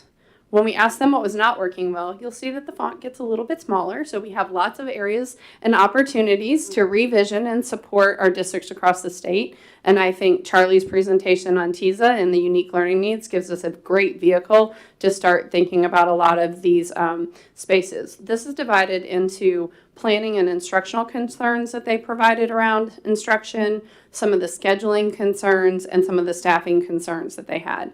So they talked a lot about supports, needs, guidance, standardized templates, resources to help them deliver instruction. So how do we use the ELD standards? How do we use those language development standards? How do we have a standardized individualized learning plan for each student? What does that standardized plan look like? And then how do we focus on language and access to learning? What are the supplementary materials that might be needed to our curriculum? Those access points are there, but what are those supplemental materials? Can the state provide some guidance and support in that space?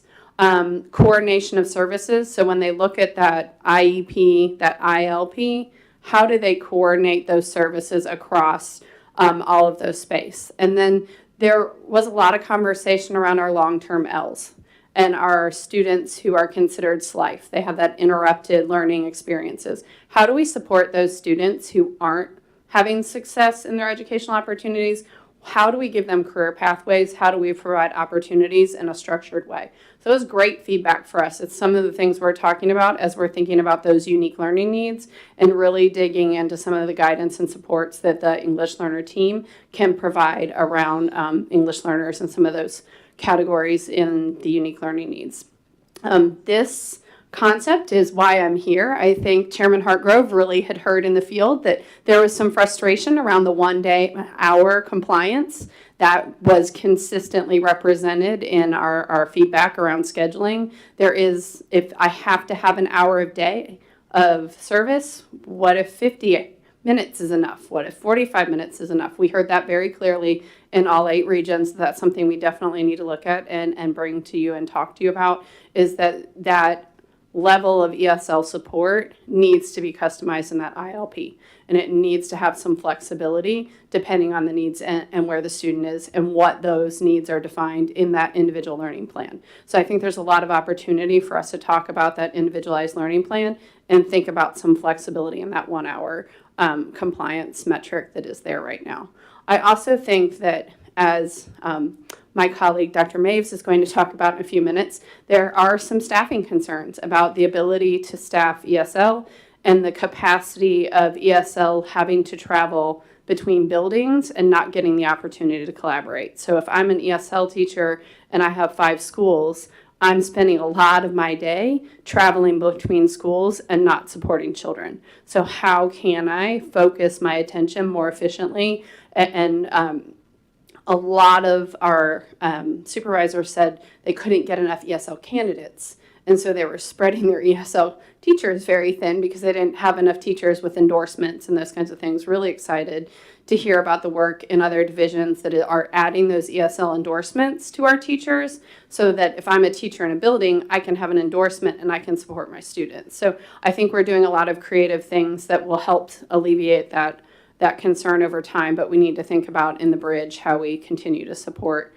our educators who are doing that traveling for multiple times a day. I think the next question is, what are the barriers? What are the barriers to our districts? I think you're going to see some overlap in what are the challenges, what is not working and what are the barriers.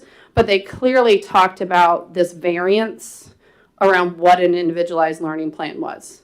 I might be in this school and this school uses this type of individualized learning plan. I might go talk to this district. They have a totally different individualized learning plan with different structures for goals. So there was no standardization across the individualized learning plan. That makes it really hard if a student is moving from district to district or school to school, or if I'm an educator moving from school to school and trying to support that. So there was a strong push to having a standardized individualized learning plan.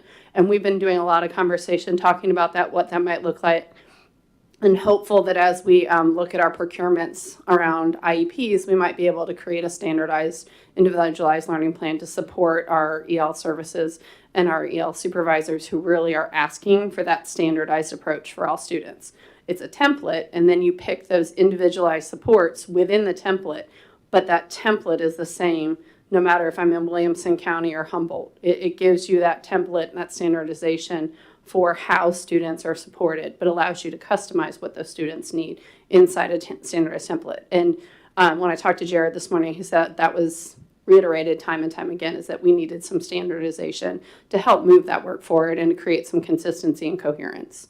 Again, we had a lot of guidance. They asked for a lot of models. So what should ESL look like? What could it look like? What are some bright spots? And what are some supports? And then a lot around that high school career readiness, really supporting our kiddos move through high school with language barriers. If I'm a long-term L, that means I've been in the school system for 7 years and I have not met language proficiency. So if I'm a long-term L and I haven't been in the school for 7 years, I haven't been able to truly access my academic opportunities. So how do we support that student accessing their academic opportunities, but also helping them think about their career readiness and their career pathways, and how do we support that work intentionally? So really excited about that piece, and then wanted some rules specific to kindergarten and initial scheduling for our newcomers coming in the kindergarten space. And then they gave us a very clear list of things that we need to give them. So my team is working on a lot of these items as we speak. They are working on that ILP system that I just talked about that is similar to Easy IEP. Eve Carney manages our Easy IEP system in her office. So we've had a lot of conversations about how we could put ILPs into that space and give those models and standardized templates. They also want some models. What do those look like? What does those look like for students with who need scaffold supports and accommodations in different areas and different grade bands? A lot of professional learning asked, a lot of networking asked. How do we bring them together to have conversations? We've seen a lot of success in that work when we look at our literacy implementation networks and our early literacy, getting ready to launch math. teachers and our supervisors really want to have the opportunity to talk with each other, share what's working, share what's not working, and problem solve together. So they asked for a lot of that support. Very excited. Our Reading 360 training does have a whole component for English learners in it. So we are highlighting that, making sure that's available in the Reading 360 space, and then thinking through some other additional assessments for those students who are twice exceptional and how we support those spaces. Last but not least, my favorite thing to talk about, they want family resources. So they really want supports for families and how we support our families of English learners. One of the things I'm really excited about that we are doing in the early literacy space is we put QR codes in all of our family resources, and the QR codes are in multiple languages. So it's really thinking about that strategy and access point for all of our learners, and really thinking about giving our district some things for their families so their families feel supported. So overall, those are, oh wait, I have more.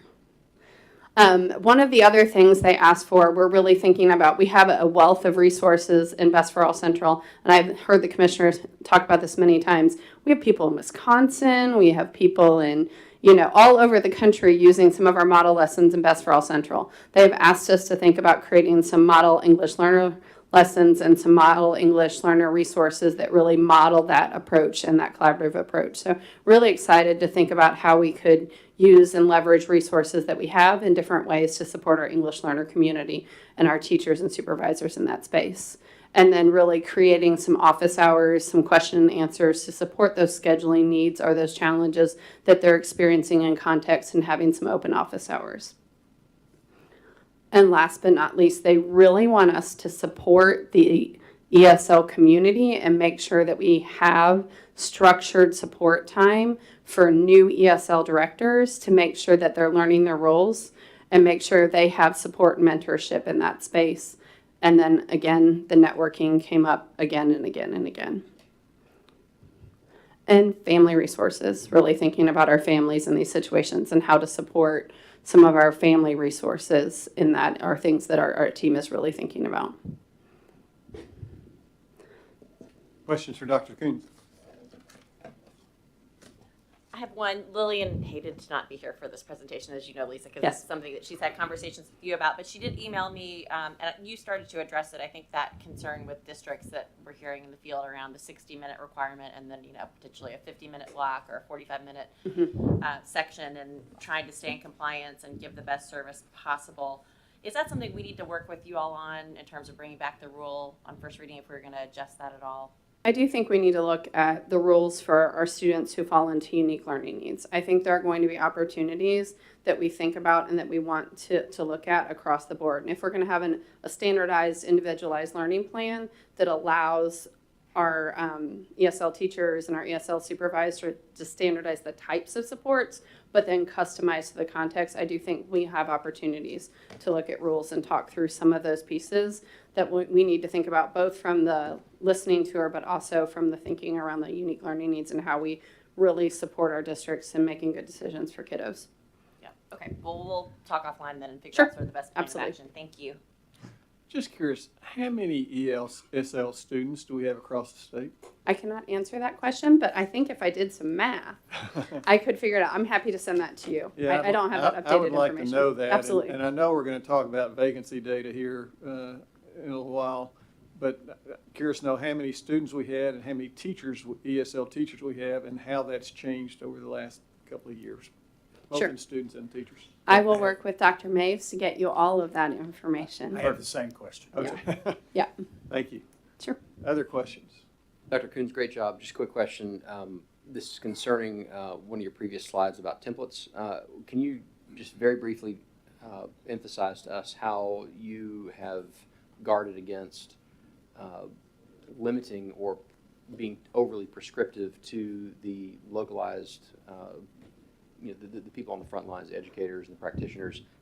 On the one hand, a template can be a useful tool. On the other hand, it could be too prescriptive, and it could Sure.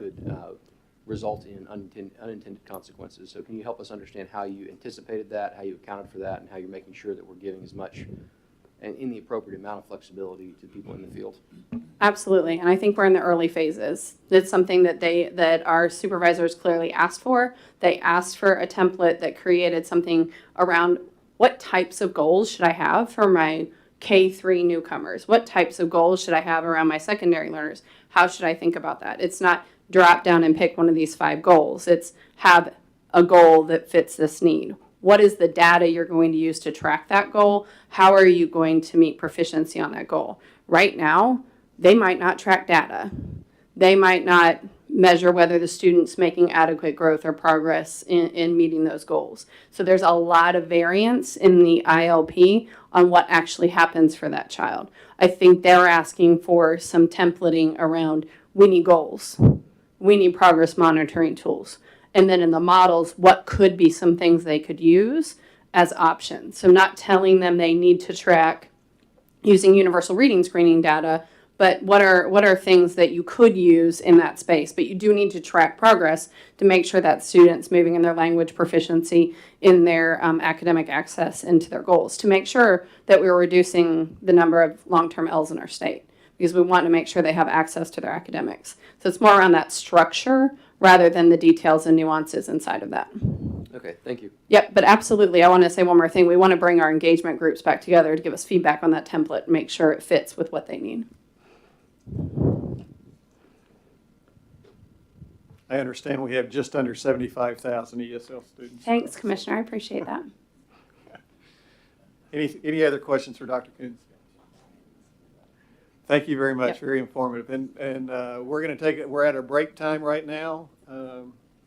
So 2:10, let's reconvene at 2:25.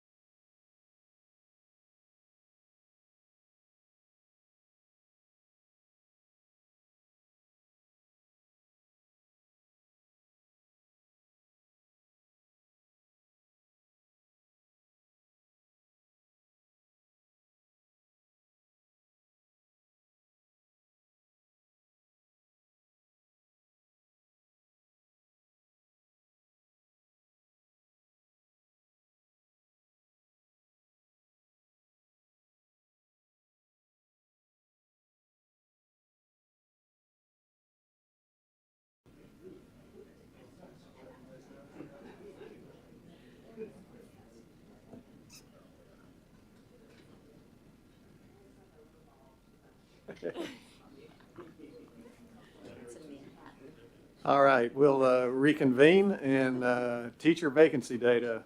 Dr. Rachel Maves. Well, hello everyone. It's nice to be here today. Before I jump into the vacancy data, I just want to do a quick introduction because I don't think I've met everyone yet. But I'm Rachel Maves. I am the Chief of Preparation and Performance. I've been in this position for about 8 months now. I think similar to a lot of people in education, it feels like 12 years. And just thrilled to be here. My office oversees assessment, accountability, data use and research, educator effectiveness, licensure, and preparation. So a pretty robust portfolio, but a fantastic team. And I think that what you're going to see today is evidence of a lot of their hard work. As I jump into the vacancy data, I think it's helpful just to situate this into context. We all know that nationally we are seeing a teacher shortage. And I would say that it's not any different in Tennessee. In Tennessee, and we'll get into some of the data soon, we're going to look at our key subjects, grades, and geographic areas that continue to be a challenge. But I think the hope that I would give is that I think that this is very targetable and reachable for us to be able to close that gap. We talk a lot about having attainable and realistic and ambitious goals, and I think that this is an area that we really truly can see that gap and make sure that we have teachers in the classroom. The one thing that I just want to call out, similar to what Dr. Coons was sharing, I want to give a huge shout out to the team. Martha Moore, Senior Director of Educator Effectiveness, and Lauren Huddleston, Assistant Director of Educator Effectiveness. They were the ones who really pulled this data together and I think just did a great job, and is the reason why we have, I think, such a deep level of information to be able to dive into today. So I like to connect any of the work that we do back to those 3 pillars in our Best for All statements: academics, student readiness, and educators. And part of the reason why I think it's so important, especially for this conversation, is we know that the high level impact that our teachers have in all 3 of these areas. So as we are talking about vacancy data, as we're talking about permits and endorsements, we are really looking at not just how can we get people in the classroom, but how can we get highly qualified educators in the classroom with a passion for kids that are going to help us to achieve these 3 outcomes. There we go. It's going to take me a little bit to get used to this clicker. So I want to share just a little bit about where this comes from. In State Board Rule and Regulation is Policy 5.6. We ask districts to submit their differentiated pay plans to the department. And part of that submission includes district vacancy data. This is actually only the 2nd year that we have collected that data. The first year was last year, and I want to just run through really quickly a couple of differences in that data collection set because it helps to, I think, inform some of the limitations that I want to bring up in the next slide. So in year 1, in 2021, was the first year that we sent out the survey. The communication went out through the Commissioner's Update for Directors. It was a 1-week snapshot that looked at October 20th, between the beginning of October to the end of October. It was due October 31st. We defined vacancy as any position unfilled by a licensed teacher, including those filled by a permit or endorsement exemption. And that's important because you'll see in the 21-22 collection for this year that we tease that information out a little bit differently. In 2021, we also collected information by grade bands and content areas, and then of course this was self-reporting through an online form. In year 2, we did a very similar communication plan, plus we sent out emails directly to the differentiated pay contacts. We also held office hours because we used a different type of survey. We wanted to make sure everyone understood what the requirements were. And then we wanted to give an opportunity to really get into some of the definitions, especially vacancy definition, because we changed that. This year, we defined vacancy as any position unfilled by a licensed teacher for 20 or more days, excluding permits and endorsement exemptions. The reason why we did that is because last year when we got the data, vacancies, permits, and endorsements were all captured in the same way, and it didn't allow us to tease out who was actually missing a body in the classroom, and then who was there filled by a permit and who was there filled by this endorsement exemption. So we did this a little bit differently this year. And the endorsement exemptions and permits, we actually pulled from TN Compass, so the districts didn't have to self-report that. They were only self-reporting the vacancy data. Some of the limitations. Anytime that you're collecting data, I think it's helpful just to point out ways to be thinking about this data set. So one is that it's self-reported data. I think that's important to keep in mind. LEAs submitted their data by grade band and content, and it is to the best of their knowledge with what they have through a form stack survey. And I'll get to a little bit about some of the ways that we're thinking about data collection differently in out years. The second is submission requirements. The directors of school signature was not required for verification, so if it went to the differentiated pay plan contact, then they were the one filling in this information, and it wasn't necessarily seen by multiple eyes. It's also snapshot data. So it gives us a point in time, and depending on that time of year, it may change.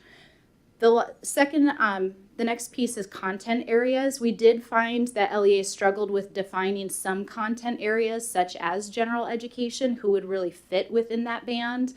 And then the other category serves as kind of a catch-all for some of those non-tested items. So it doesn't disaggregate for subject areas such as the arts, PE, music, and library. And the additional piece is that comparisons with permits and endorsement exemptions and non-tested vacancies were impossible to separate. We don't collect that data on permits and endorsement areas. So that's why when you see us breaking down the information by grade band and subject area, it is specific only to the vacancy piece. And then the final piece that I just want to keep you all to keep in mind is regarding the longitudinal analysis. Because we had some differences in the data collection from 2021 to 21-22, we can't really make a side-by-side comparison to say vacancies went up or down because we were defining vacancies differently. So considerations for future implementation. One is that we're looking at adding a dashboard for collecting and or displaying this data in our platform TN Compass. So that would allow all of the vacancy data to live in that platform as opposed to having to do this in a survey that districts then have to fill out. I think that that would help increase the accuracy of the data, and it would allow us to be able to pull that data at any point in time. And that hits to that multiple data points. We don't want to just send out a survey multiple times. I think districts get survey fatigue after a while because it's one of our main means of collecting this information. So if we can embed it in something that they're already using on a regular basis, we want to be able to do that. So we're going to jump in now to the data itself. I'm going to really camp out on some slides and then go through others more quickly, and then just trust that you all can jump in if you have questions. But these next three slides really are just a quick picture of where we're seeing some of our vacancies across the state. So you'll see this is just a picture of Tennessee's districts by locale type. We broke this information down by city, rural, suburb, and then town. The next slide shows the districts that have 0 vacancies. And we'll get into some slides about that later, but we did have 50 districts that reported no vacancies, which is fantastic. So vacancy data overview. This kind of gets into now the breakdown of, I think, some of the top subject areas as well as the grade levels. So you'll see pretty quickly here that when we look at where those top 5 areas that are most heavily impacted, general education grades K through 5 stands out, of course, the highest. Then we have special education in grades K through 5, special education grades 6 through 8, special education grades 9 through 12, and then math. So our special education, lack of teachers in that area, that has always been one that is hard to find candidates, especially right now. That's where we see across grade bands are one of our biggest needs. These are our lucky 50 districts that reported 0 vacancies. So this gets into some of the definitions that I shared with you before, teasing out the difference between vacancy, permit, and endorsement exemptions. So vacancy is truly an unfilled position. A permit is an emergency credential for a teacher without a teaching license. So they would have a bachelor's degree, the district has applied for them to come in and be a teacher on a permit.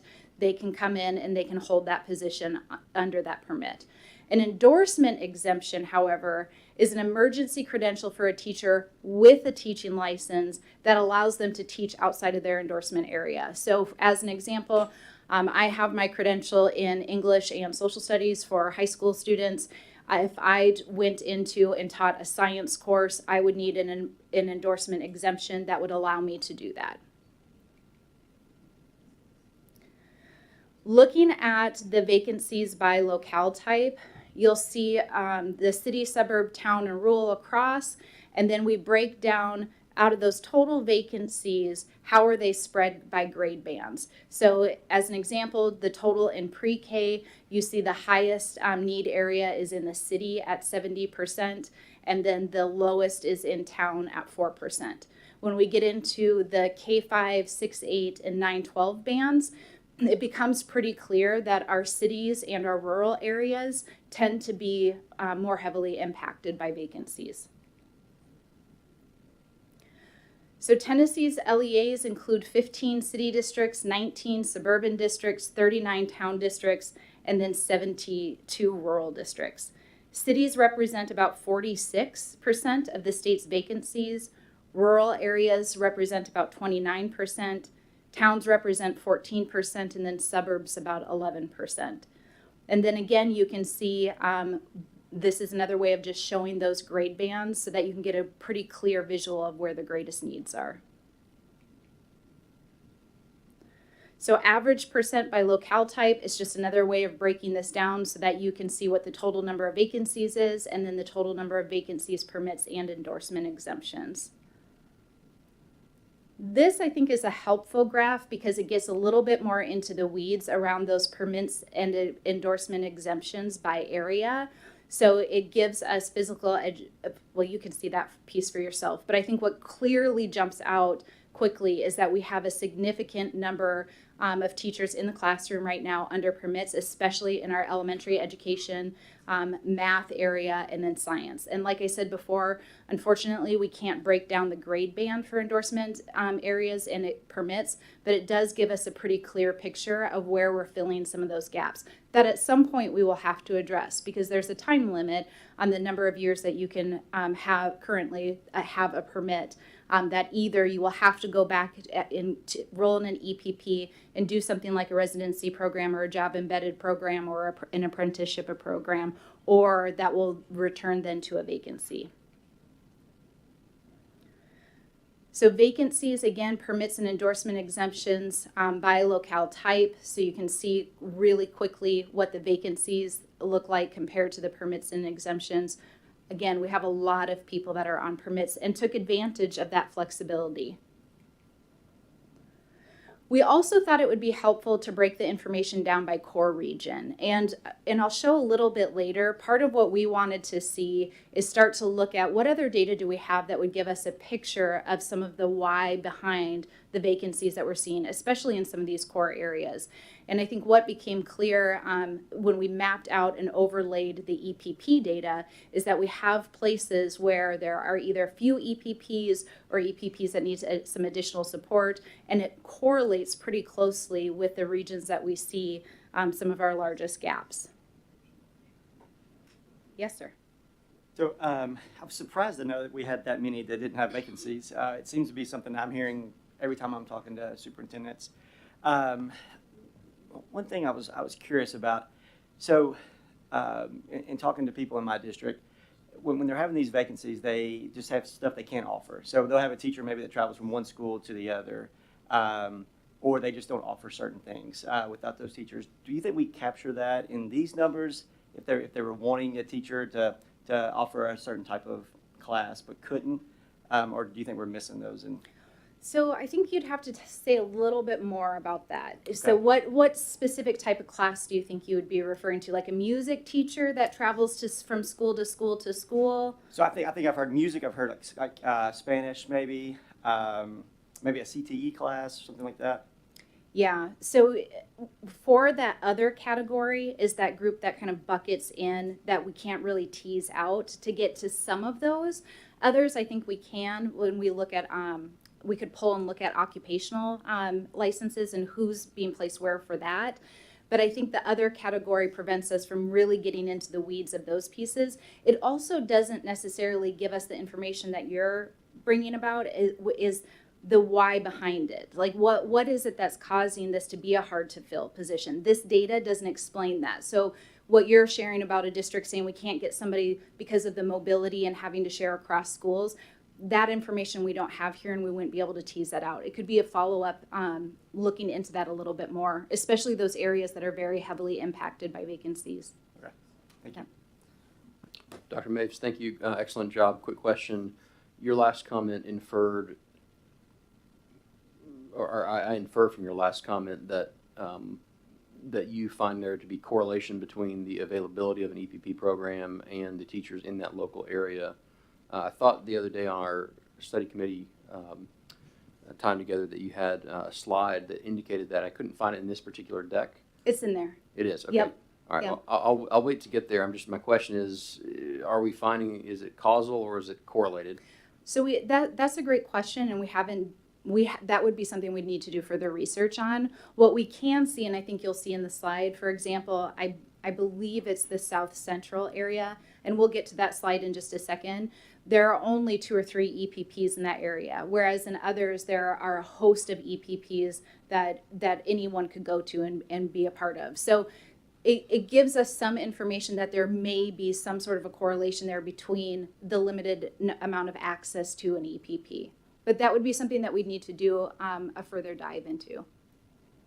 So you have 50% of the positions that cannot be employed by a licensed teacher are filled with permits, and understand the permitting process. Typically, what qualifications does the person who's teaching that class that has a permit, did you say they have a bachelor's degree, or Yes. that's a requirement? Yes, a bachelor's degree is a requirement. Okay. Yep. And then within a particular area or subject matter area, just any bachelor's degree? It's just a bachelor's degree for a permit. Okay. And then do they have any specific training with regard to what they're teaching besides just having a bachelor's degree?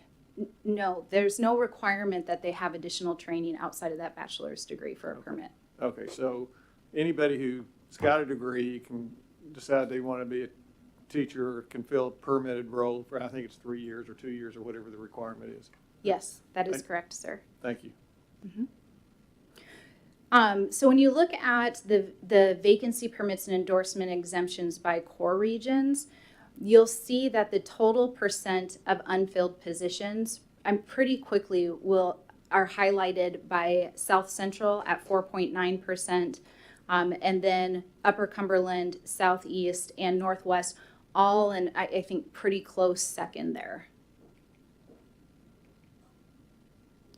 This slide is just looking at the number of total teacher counts over years, teasing out a little bit the instructional personnel, which does include teachers, and then teachers themselves. Part of the reason that this is important, and this question came up in our workshop when we looked at, if you remember, the number of retired teachers and then the number of completers that we were showing in EPPs, trying to figure out, I think, why are we seeing still such a huge number of vacancies? If you look even from 2020 to 2021, you'll see that we had an increase of about 4,000 teachers within Tennessee. And this data doesn't give us the why behind all of that. That would be an area, again, for further study. But I think it does help us to understand why, when we look at the number of completers that we have in these programs next to the retirees, and we have more completers than retirees, we are increasing our educator workforce, and we're not keeping up with it. So this also then shows you the instructional personnel subgroups, so principals, assistant principals, supervisors of instruction, and then instructional coaches, and how those trends over the last few years, you also see an increase in each of those. Staff teachers in Tennessee, this breaks that information down a little bit more, where we see the number of elementary teachers, the number of secondary teachers, special education teachers, librarians, guidance counselors, and then the total number. And again, I think you can see that we're continuing to increase the number of teachers each year for the last 2 years. This, I think, Jordan, gets to the question that you were asking about the Tennessee Educator Preparation Programs. So you'll see that in some areas it's pretty sparse where we have access to EPPs. This slide breaks that down even further, and like I shared with you before, South Central, if you recall, that region was at 4.9% of vacancy of unfilled positions. South Central has the University of Tennessee Southern, and that is their only EPP that they have available to them in that region. Similarly, when we looked at Northwest, Upper Cumberland, and Southeast has quite a bit more, but I think you can see that there is there's something to explore a little bit further. This is the slide that I was sharing that talks and teases out the retirees and EPP completer data. So when you look at retirees over the course of the last 3 years, and then you look at EPP completers, we were in 2019 had 4,000 candidates, a little bit more than 4,000 completers. In 2020, that dipped to about 3,300, and then in 2021, it was back up to 3,900. The 2022 is what we have to date. Graduation's right around the corner, so I would anticipate that we would see that significantly higher, but this is what we had up until that point, likely those who completed mid-semester. One of the other data sets that we looked at that we found interesting is comparing our vacancy data with our teacher educator survey data. We found that there were, which surprised us a little bit, no strong correlation between teacher vacancies and the percentage of students of color, the percentage of students from economically disadvantaged backgrounds, the percentage of teachers who claim a positive climate, the percentage of teachers who claim strong leadership presence, and then the average salary. However, we did find a moderate correlation that, when we looked at the data, came out a little bit more in the percentage of teachers who claim school climate is positive and the percentage of teachers who claim strong leadership is present. So that when we look especially at those 50 districts that had 0 vacancies, this information came out as a moderate correlation, which I think the team and I were talking about.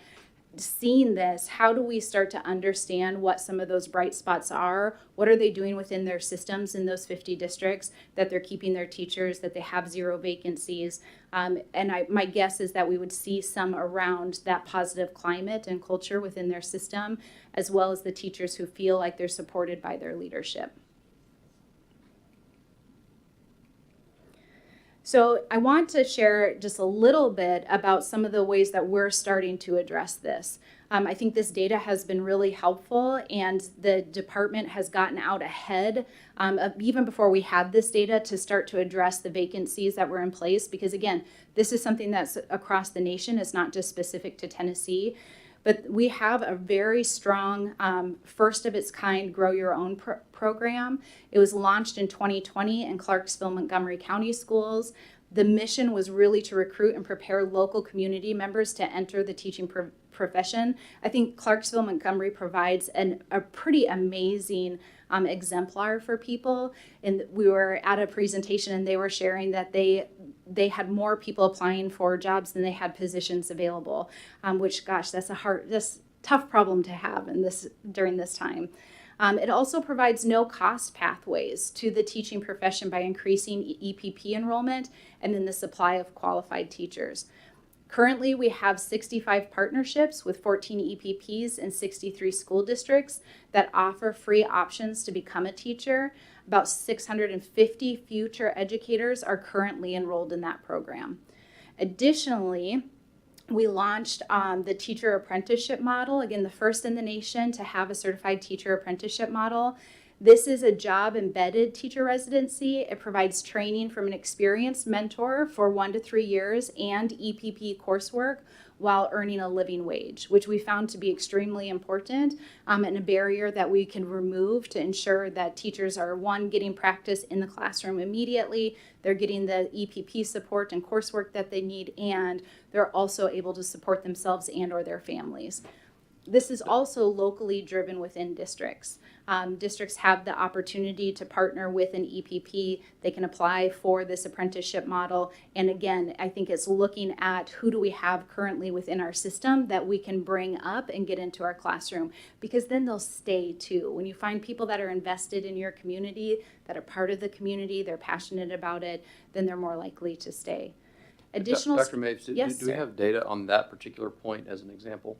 Do we have anything that indicates that, for example, if we have 650 future educators, coming through this pipeline, that, a certain percentage of those are expected to be available to teach within a 50-mile radius of that location, or even within the state of Tennessee? What data do we have on that point? For Grow Your Own specifically, we haven't started to track and monitor that, but yep, go ahead, Commissioner. So I'm going to jump in there. So because it's a grow your own model, it's actually those 650 teachers have a relationship with the school district that will employ them. So the department gives grants to the ed preps. They then enter into relationships, the ed prep, the district, and the future teacher. As part of that, those teachers are in the schools and classrooms that they will eventually teach in. It's lined to the vacancy data that's available within that school site. So that's part of the kind of the assurances that go into that particular set of grants. So they're presumably they're required to teach for some number of years after their graduation or during their program at minimum? So that is what we will get to in the permanency of the program and the initial components of the grants. That is a relationship that would be established at the local level. So not all grants have that built-in requirement. It's part of that back-end accountability. It's hard to claw back grant dollars, but something that does that some of our districts do is they do have those agreements separately in terms of employment. But the idea with Grow Your Own is that it is a local kind of our ed preps have those local relationships with their school districts. The school districts interview, bring in the candidates, and then have that expectation that it is for an actual vacancy that exists within their systems. Okay, thank you. I just want to make sure that there's some mechanism in place to at least bring visibility to what could become a burden on the system from a financial standpoint. Equipping people to get into the wonderful field of education, but then they move across state lines or they move somewhere else. If at some point that would no longer be presumably advantageous to the system or to the taxpayer.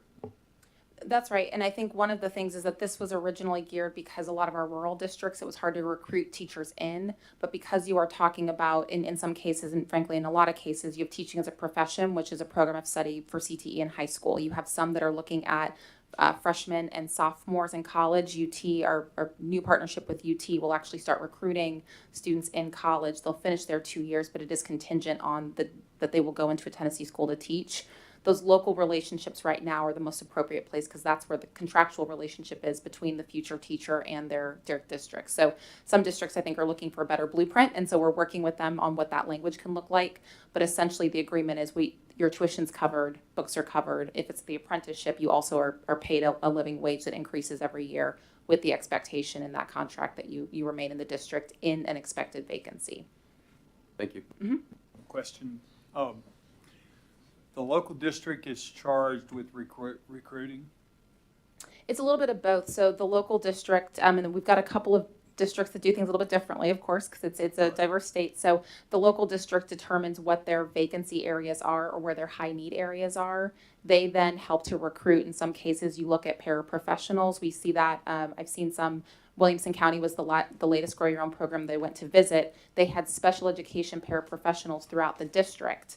It was actually taking those existing district personnel and giving them the financial ability to be able to get their teaching credential, in some cases finishing their bachelor's degree, and then remain within the actual school that they were teaching in as a paraprofessional. That's been the easiest recruitment. We think the freshmen and sophomores will be another kind of really good opportunity for recruitment. People who are still trying to figure out what they want to do, get them a little earlier into teaching. And then third is a lot of career changers and retirees actually approach school districts looking for ways to come into the classroom. There isn't a very clear, easy, and affordable option to do that, and so this allows for that pathway. There are certainly lots of other models, but those are the three that I think have been the biggest targets for recruitment at this point.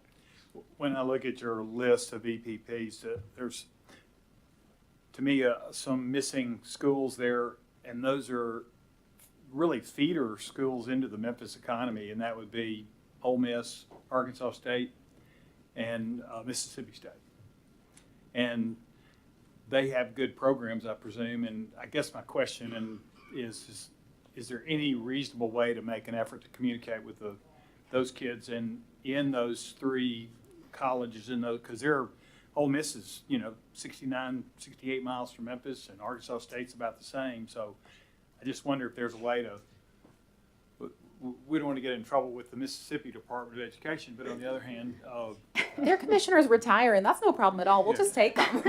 but I do think there are a lot of those kids and graduates who would probably consider coming to Memphis as in the area as a location. So just curious if there's a way to think about recruiting into those schools. Yeah, I think one of the things that we've been talking a lot about is how do we get this information to be more public so that if there are candidates, and I think you give a great example right across state lines, or that are currently in EPPs and about ready to graduate, that they can see pretty easily what positions are available in which districts and where they might have access to those high quality jobs as well. So that's something that we're working on, and I think will make a huge difference in recruiting teachers. Mr. Chair, just one question. Knowing that retirements are sort of one aspect of attrition, have we looked at, I guess, whether retention is a challenge in the field itself and how it factors into the vacancy?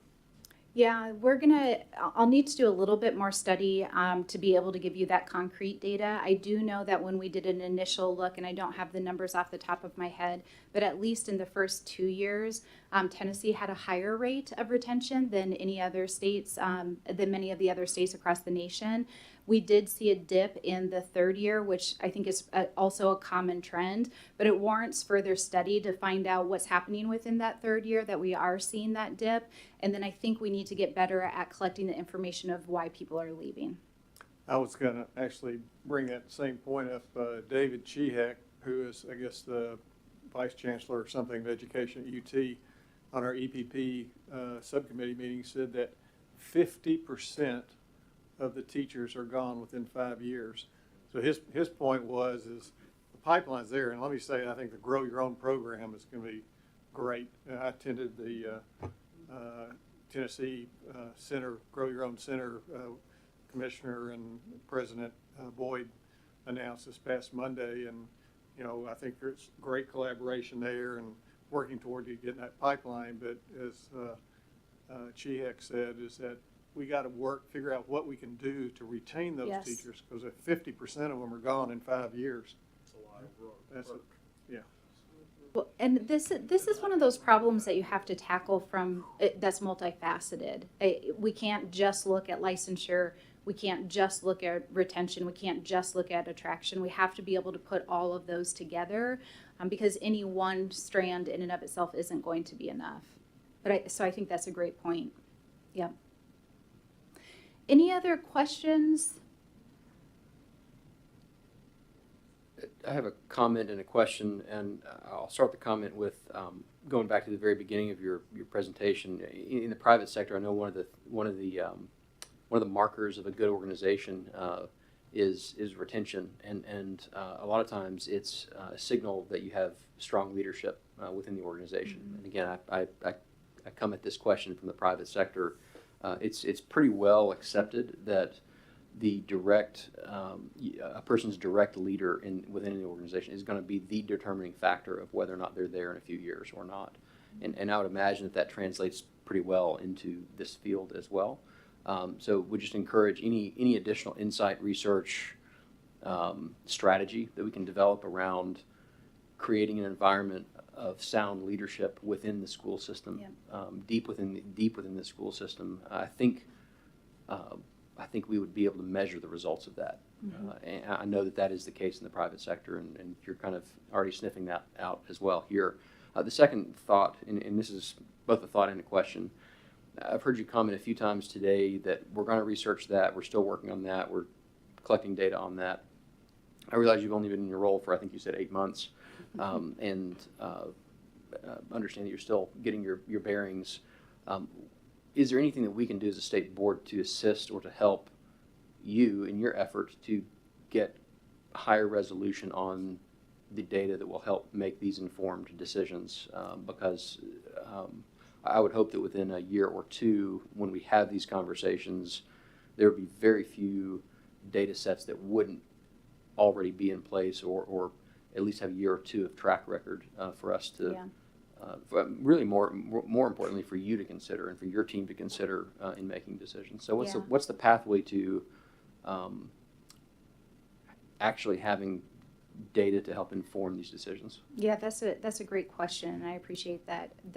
I think for us, when we got this data back, and I think this is true of any data set that you're collecting for the first time or for the second year, now that we have it cleaned up a little bit, it ignites a lot of other questions, which it should, that we need to start looking into. And what we're looking at and exploring now, one, we don't want to exacerbate districts in providing additional surveys, so that methodology isn't going to work.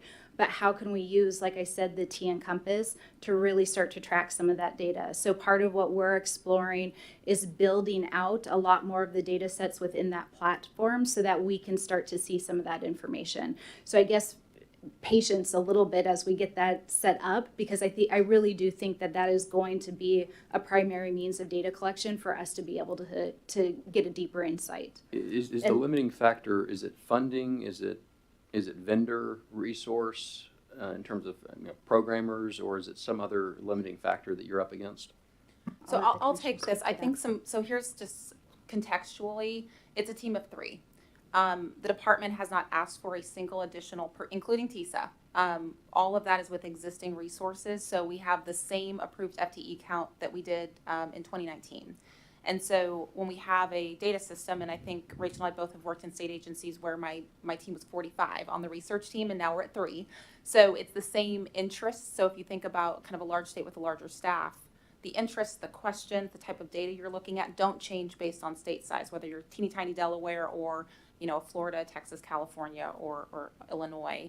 And so one of the things that we have to do is we get dozens of data requests on a variety of different topics, and then we have to prioritize those. So something that we've been working on with our partners at Terra, who's been a good partner, we've got some other partners with the UT system, is I think over the last 12 to 18 months, we've actually expanded our strategy there. So instead of having one limited partnership, we now have a reading research center with UT. We've got to grow your own center with UT. We have our research partnership with Terra. That expands and allows us to use kind of an existing really strong data set, but actually use kind of vendors in our higher education system to give us additional capacity that just as an agency, we don't want bigger government. We actually do want to keep our staff the size that it is. I think that's a really strong belief of Governor Lee. And so we are thinking differently about how we can expand our capacity as a result. Yeah, and I really appreciate that mindset. I think that there are times when we can be penny wise and pound foolish. Well, it's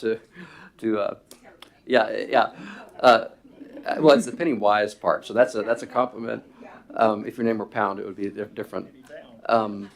But there are, I think, times when we can be penny wise and pound foolish, and this strikes me as an area where if the limiting factor is 3 people who are doing this research and collecting this data, I guess I would question that and ask, is there anything that we can do as a state, not just the board, but as a state, is there anything that we need to do to advance the work that you're doing faster and with more depth so that we can make effectively multi-billion-dollar decisions and more effectively and impact more lives in a positive way that we can measure and that we can more solidly present to the legislature and other stakeholders. So I realize that we're not going to sort that out today, but I would encourage us to challenge that assumption and consider resourcing that as necessary to move this at a higher clock speed. Yeah, and so I think from a direct solution, it would be prioritizing requests, right? So I think everyone has requests where they're curious or interested, but is it necessary? And so from a prioritization from the department, if we get, 25 requests from any organization, General Assembly or state board or school districts or researchers, those all are priorities from that organization. So I think something, specific in this board is saying, look, these are the kind of big questions we have. These are the things we're going to prioritize, and some of the I'm curious type questions can then maybe fall off of the priority list or say this is not actually something that we need to know this year or right now because we don't want to take away from the work on a big vacancy question. So I think that kind of discipline in terms of those types of requests are things that we always look for and are happy to ask. And we actually, under Rachel's leadership, we've redone that process for requests to be able to be much more explicit about this isn't aligned with the strategic priority, which vacancy data is. And so this is actually going to be deprioritized in order to account for some of the more important considerations. And I think that's been a really positive thing in terms of turning around requests a lot faster. I guess just to ask more directly, is there an interest or an appetite for not only doing those things, being more efficient with the resources that we do have, which I appreciate that example, but is there an appetite for additional resources for the purpose of collecting more data, better data, and doing all of that more quickly mostly so that you and your team can make policy decisions that affect millions of lives and that are implicating billions of dollars? Yes, that would be the short answer. Okay, thank you. We'll never turn away funds. Any other questions? I really appreciate the discussion and conversation. I think that's it. Thank you so All right. much. Thank you all. Very informative. I think next is licensing. Licensure discipline actions.